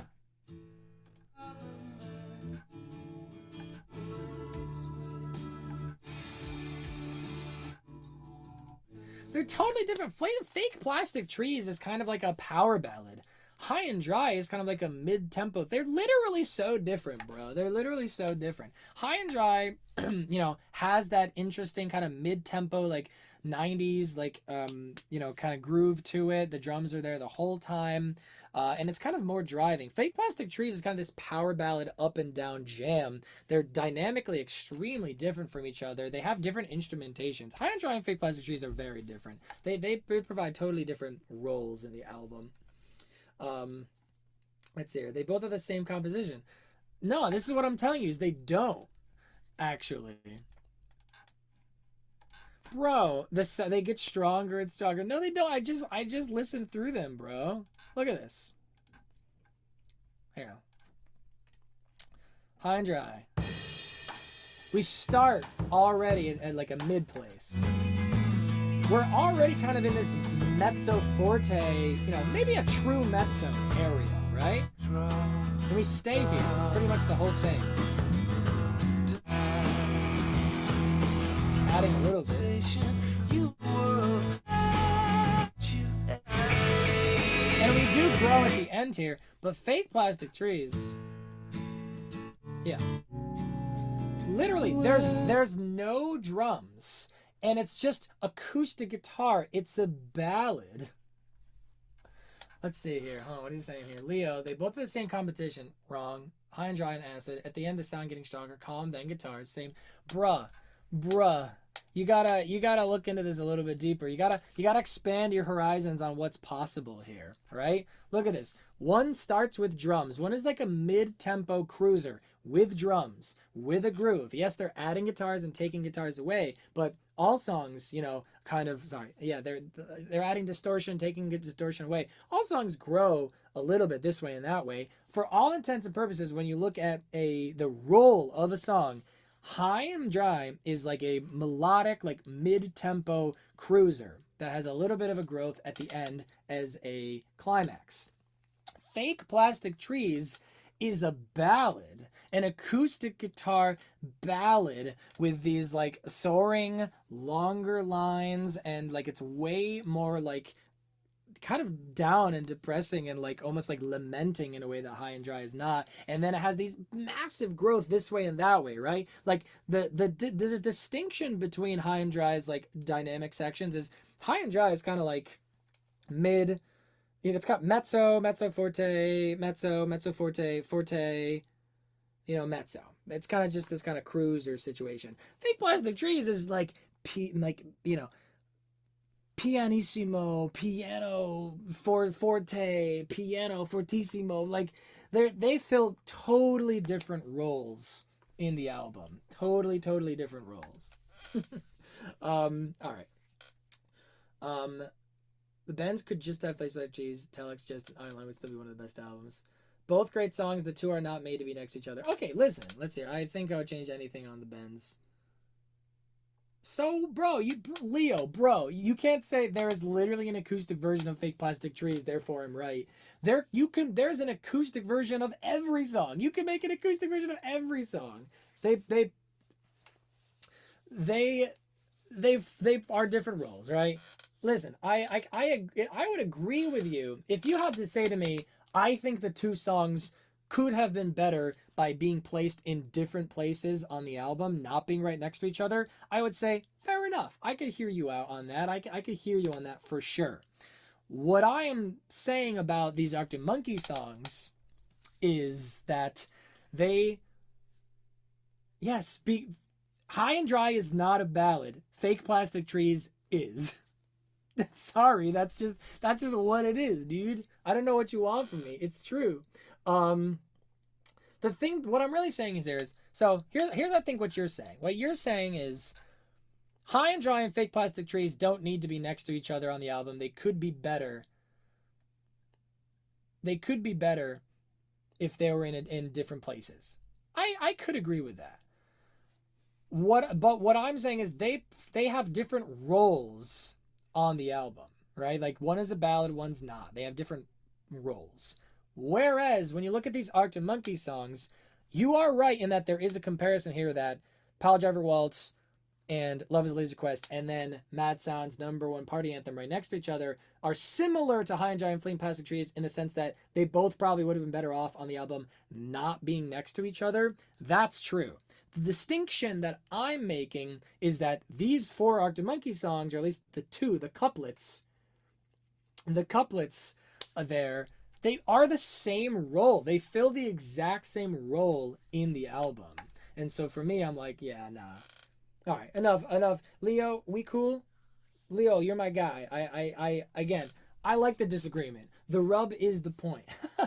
We cool, bro? We cool? Yeah, that's exactly what you're saying. So maybe I misinterpreted what you were saying, but I agree. We were all saying we listen to albums front to back then. Yeah, oh yeah. We're on a really neurodivergent tangent. I'm feeling at home here. All right, listen out, Leo. I'm sorry if I misunderstood you. Totally sorry if I misunderstood you. But you're still one of my guys. All right, let's get back to it. That's my opinion on AM. I'm so sorry, my friend. This is my hot friggin' take over here, all right?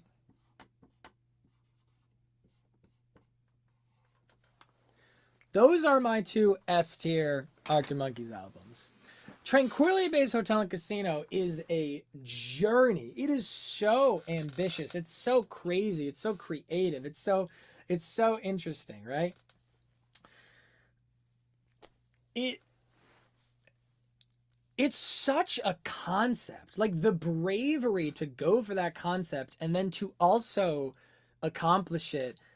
It's great. I mean, it I don't know what else to say. It feels like such a different a totally different type of album. It's like you can't even compare, honestly, in so many ways. It has this, it's like you get different, you know how in like Olympic, gymnastics, Alex Turner, yes, exactly. See, I'm a huge David Bowie fan. So now seeing, hearing, oh, Arctic Monkeys is going David Bowie. I'm super, super, super into that. Super into that. You know how in Olympic gymnastics you get, and ice skating and all these things, you get extra points for executing a really difficult thing. If you have an easy thing and you execute it perfectly, you get less points than if you have a really difficult thing and you execute it, maybe not perfectly, but decently, right? I think this is a similar situation here where it's like, TBHG's not a perfect album. It's not perfect. I agree with you guys saying it kind of has skips. Definitely does. But when you listen to the whole thing front to back, it is quite an experience that really paints you that picture. I mean, it's so cool.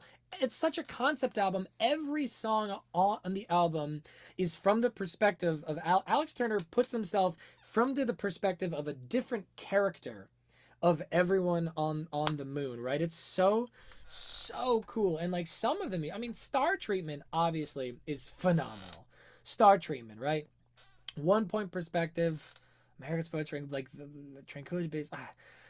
I'm running out of steam here because I've been talking for 3 hours straight, but every song on Tranquility Base Hotel and Casino is from the perspective of a different person who would be inhabiting the hotel casino on the moon. And it's so fascinating exploring like modern culture through basically the satire, the absurdism that is this concept. Like, you know what? Of course. Do you guys know what Tranquility Base is? Tranquility Base is the spot on the moon that we landed on. That the U.S. landed on, what is that, 1969? That is what Tranquility Base is. Tranquility Base is the spot on the moon that the U.S. landed onto.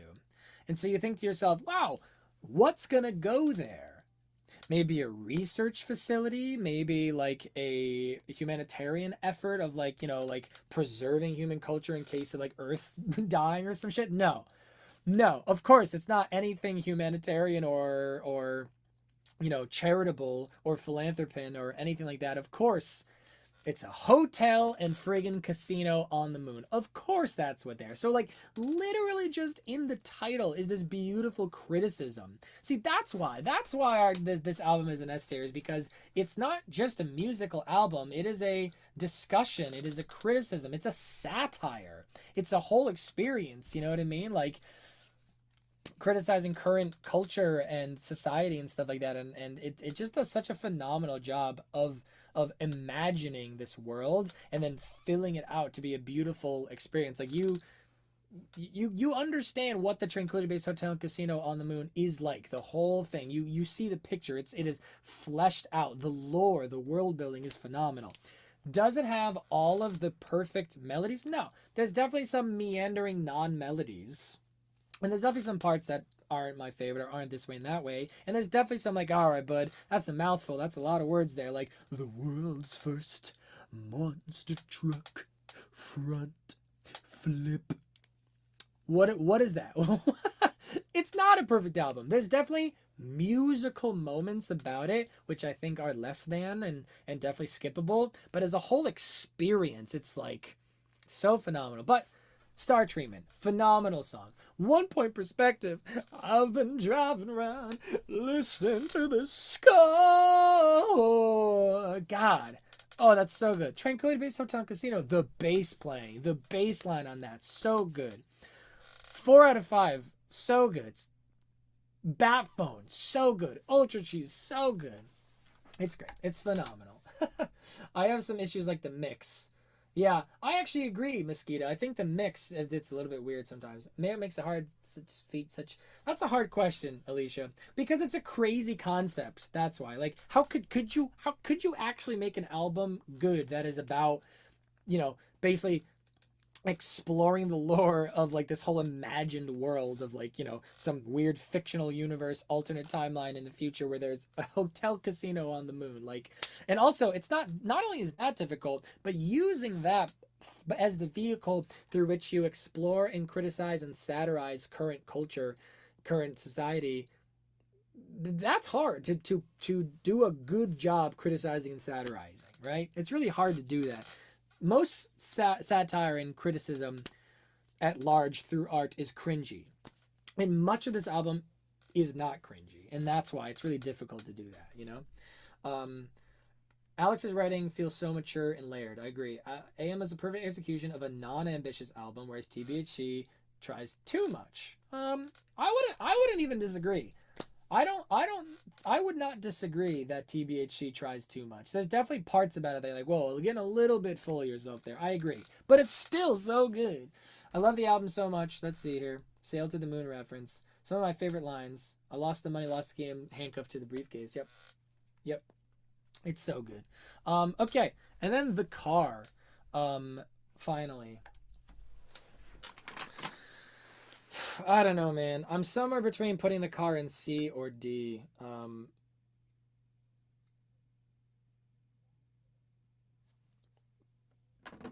I'm sorry, man. Like, can I put it in D plus? Am I allowed to do that? Is that fair? I don't know if that's fair. No. Let's see here.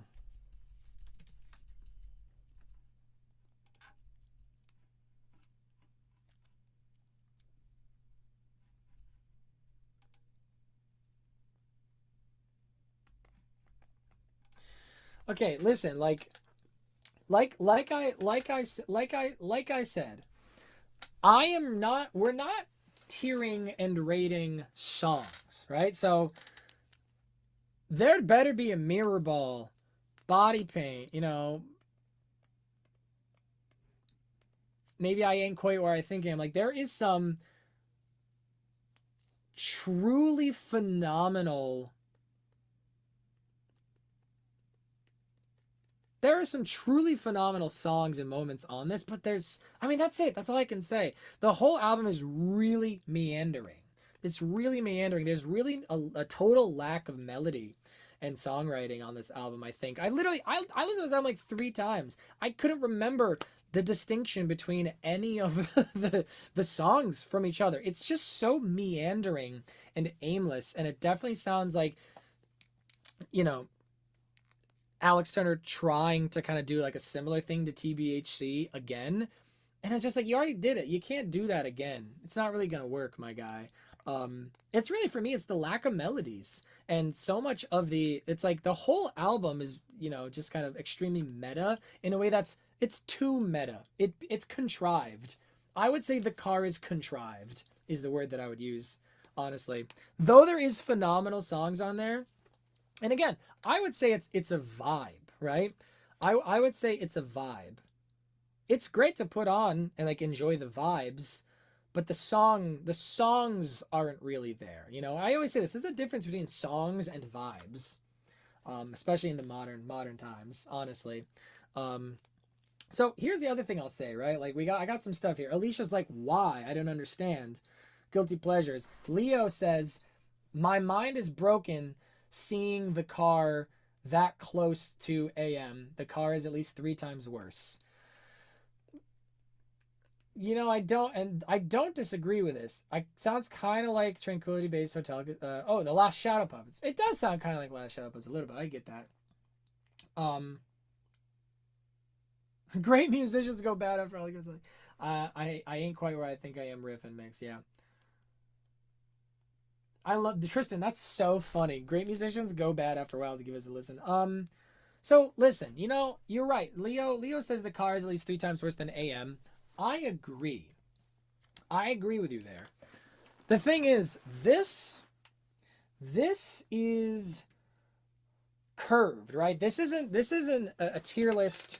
This is a tier list comparing Arctic Monkeys albums to other Arctic Monkeys albums. So just because AM, I think, is like a C tier Arctic Monkeys album, does not mean that I think AM is a C tier album in general, right? I think like this is again curving everything in comparison of Arctic Monkeys to Arctic Monkeys. If you were to like maybe like zoom out and say, okay, but how would you rate all these albums in regards to just all albums and all music in general? I'd be like, you know what? Absolutely. AM can absolutely graduate from a C up to a B if you are comparing music to music, right? But if we're comparing Arctic Monkeys to Arctic Monkeys, that's just kind of how I feel about it, right? So this would be different if we were comparing all music, right? If there was set, like, as I'm comparing this S tier to all other S tier albums, then I wouldn't even do that. If we were comparing for these Arctic Monkeys albums to other like all albums, then I don't even think these would necessarily be an S tier. You know what I mean? It's kind of a weird thing. Maybe it'd be low S tier. I don't know, but there you go. That's the thought here of why I rated these the way that I did, right? They're curved for Arctic Monkeys rather than being curved against the entire book of musicology. Someone said bad comedians exist to give great comedians the confidence to start their careers. That's so funny. I think Imagine Dragons existed. Dude, Imagine Dragons is so stinky. They're so bad. It's fucking awful. It's crazy. We can't even do that. All right. You know, Leo, I think you're right. I think you're gonna have to. I think I'm gonna have to maybe go re-listen to AM. I don't know, but let's call AM a B- /C plus. Like let's like really call it like a 70%. How does that feel? Calling them 70%. How's that? All right. Final thing. Let's listen to Tristan's song.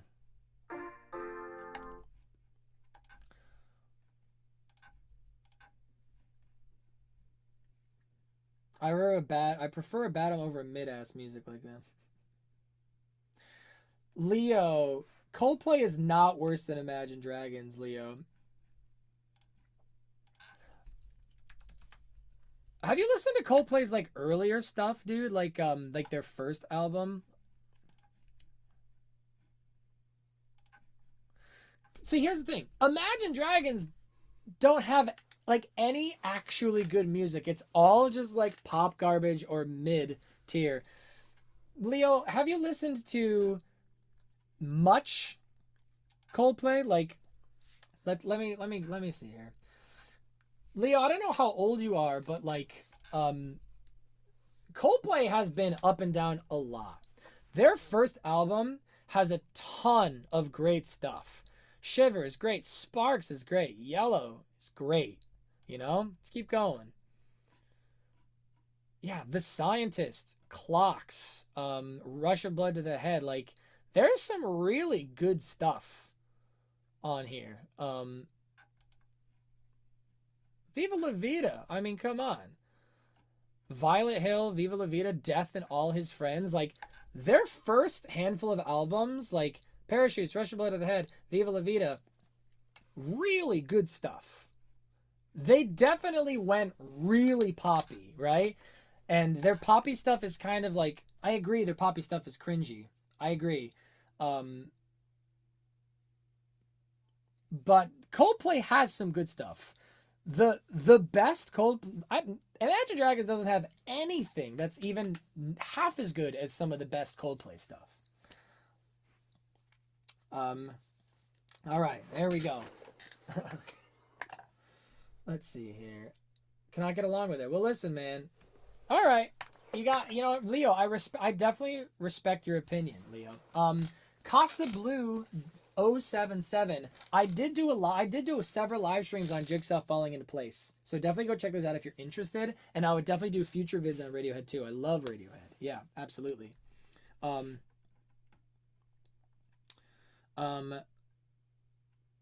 Let's do it. We'll definitely do more Radiohead. I'm running out of steam, guys. I've been talking for 3 hours straight plus. Let's listen to Tristan's song, everybody, and then we'll listen to Ceramic Animals and we'll call it. All right.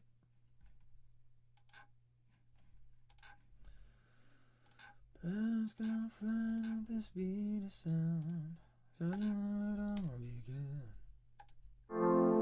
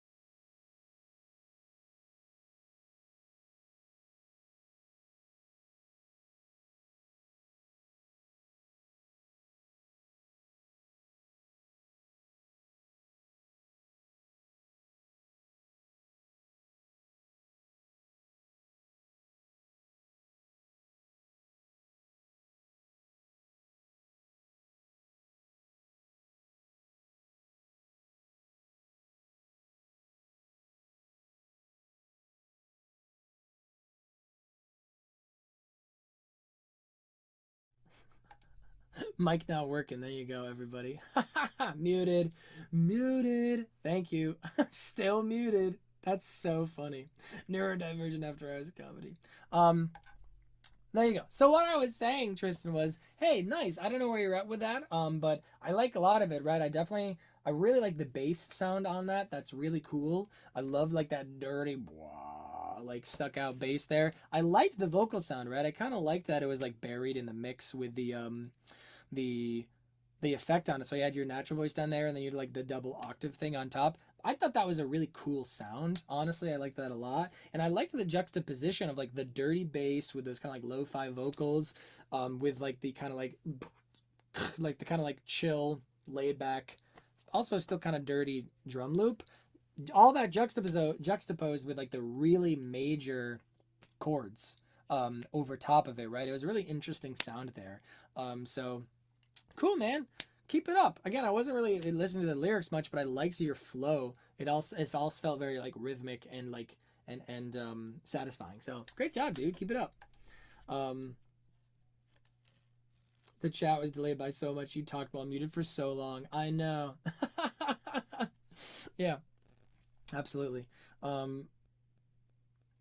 Yeah, Tristan, you know, cool. Keep it up. If you you know, I'm not really on stream here to give like advice and stuff. Like I'm really just here to celebrate the wins, you know. I will say, if you want to get deeper and dirty into production and into songwriting and into all kinds of stuff, you can take the lessons, take private lessons with me. I definitely do that. I'm not trying to push it on you, but I will say that because I offer that as a service, unfortunately I can't really get too deep into it with you on the stream in terms of like giving you like tons of actionable feedback and stuff. But I could definitely tell you what I like about it. And I hope that you keep it up because, you know, why not? Keep it up, dude. Good stuff. Hell yeah. Okay, so now we gotta listen to Mistake by Ceramic Animal. And this is the last thing we're doing here. And then I gotta go.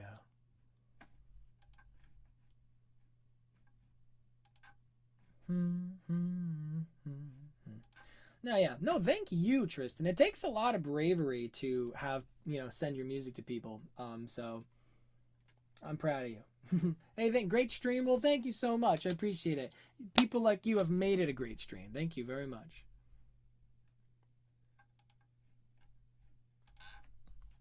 Okay. Let's do it.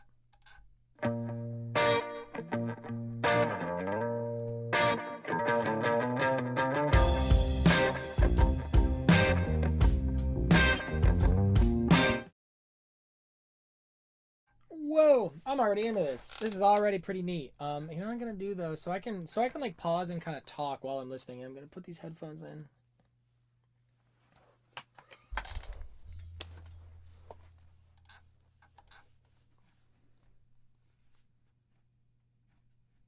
Okay,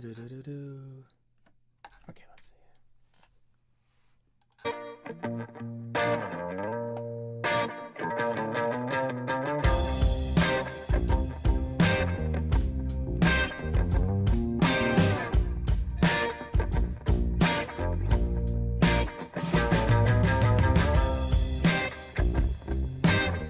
I'm already really digging. Yeah, the bass line is great. I like the stabs on those guitars. Good guitar tone. I really like that. Like that's cool, man. Like just running up and down those scales. I think there's some chromaticism in there too. That's a good vibe. That's a good groove. You call it love, I call it strange. I feel like I'm always slipping. Ooh, some interesting synth work there. Yeah, sounding. Sit from the top for the darkness, still like I'm always I like the drums. always tripping. I can't let you out of my hands again. It's a resolution in the end. It's a mistake, it's a mistake, it's a mistake. It's a mistake. Tell me that it's Halftime. alright. Halftime. I know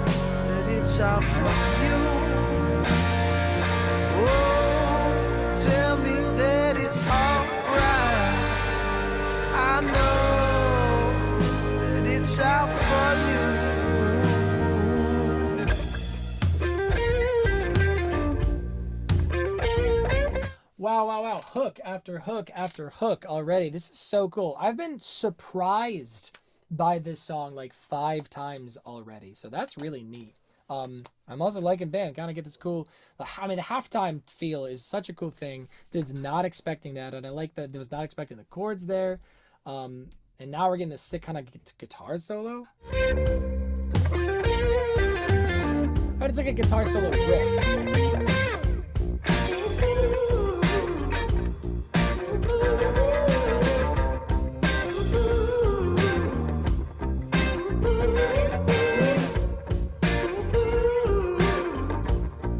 A lot of ooze. It's a lot of ooze. Fuck it. Alright. All of the dreams I'm heavy. I love the dream I'm having. I can't shake you off. Fuck it. It's too large a silhouette to calmly find a way. Oh, you thought you could different. It's a mistake, it's a mistake, it's a mistake. It's a mistake, it's a mistake, it's a mistake. It's a mistake, it's a mistake, it's a mistake. It's a mistake, it's a mistake.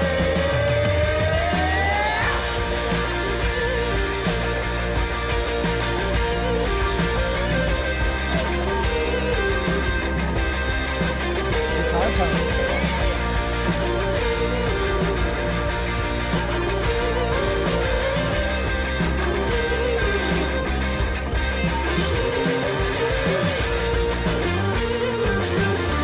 Alright, there's the bass. I get the feeling. I feel like these guys are doing really great live shows.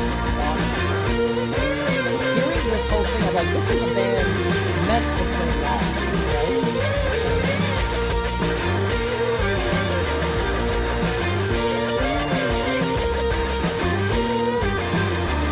Not getting too flashy with guitar solos. Very tasteful.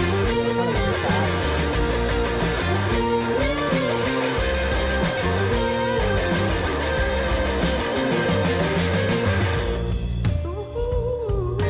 Oh yeah. Oh yeah. This is a live band for sure. I bet these guys give a great show. You can hear it. You can hear the way it's all going. All the different members of the band are having a chance to show off. There's all these dynamics. Yeah. Very cool. Very, very, very cool. That was very neat. What was I saying? Nice bass. Yep, one with the bass. Who suggested the song? Rudy did. Yeah. Oh, Rudy says I've seen them live. It was magical. Yeah, I feel like that they would give a great band. They remind me of some phenomenal. This sound that they have going reminds me of some really phenomenal local acts that I've like played with and done sound for. You know, the kind of stuff that you're like, come on, like you're so good. You give such a great show. Like that, you think, why aren't you bigger? You know, so. I definitely get that vibe from these guys. What a great song. Enjoying hanging out with people who see the value in the kind of music. Tristan, thank you for hanging out. It was great. Alicia, thank you for being here on a little corner of the internet. Rudy, thank you for suggesting that song. And thank you very much for all the super things. It really does make a difference. So thank you so much. That was cool. That was great. Know what I'm saying? One day Matt is going to be huge. I appreciate the faith. Thank you very much, Mosquito. I appreciate that a lot. Listen, thank you, Rudy, for you know, suggesting that song for us. It's really cool. I hope to hear more from those people. I'd probably check them out more. And it seems like the other people on the stream really liked it too. I hope people go check out Tristan's stuff too. If Tristan, you know, puts out some more music for us, right, my guy? Let us know. Please don't be a stranger. Thank you guys for being here. If you want to support me, you can. The best thing you can do is share it with a friend. If you think there's someone who would enjoy being a part of the community here and having fun on stream with us and just really appreciating and loving the music on the level that we do, share it with them. You know what I mean? That's the best thing you can do. I really appreciate that. You know, I think we're doing a cool thing, making a little community over here, treating music like art, not like a product. And so it'd be great if we can make that a larger community. You know, get all those people in there and really gather around this. Share, like, subscribe, comment. You can leave a super thanks. Private lessons. Check out my original music. There's more coming soon. Take private lessons. Coming up soon. Well, this upcoming Monday, This upcoming Monday, we have Meet Me in the Bathroom by The Strokes Part 2. Part 1 is already up. 2 weeks from today, we're going to have to do a poll for another song because we're done with Fluorescent Adolescent. So be on the lookout for all that stuff. And thank you guys so much for being here. I had a lot of fun on the stream. Let's all give some F sharps in the chat for Leo.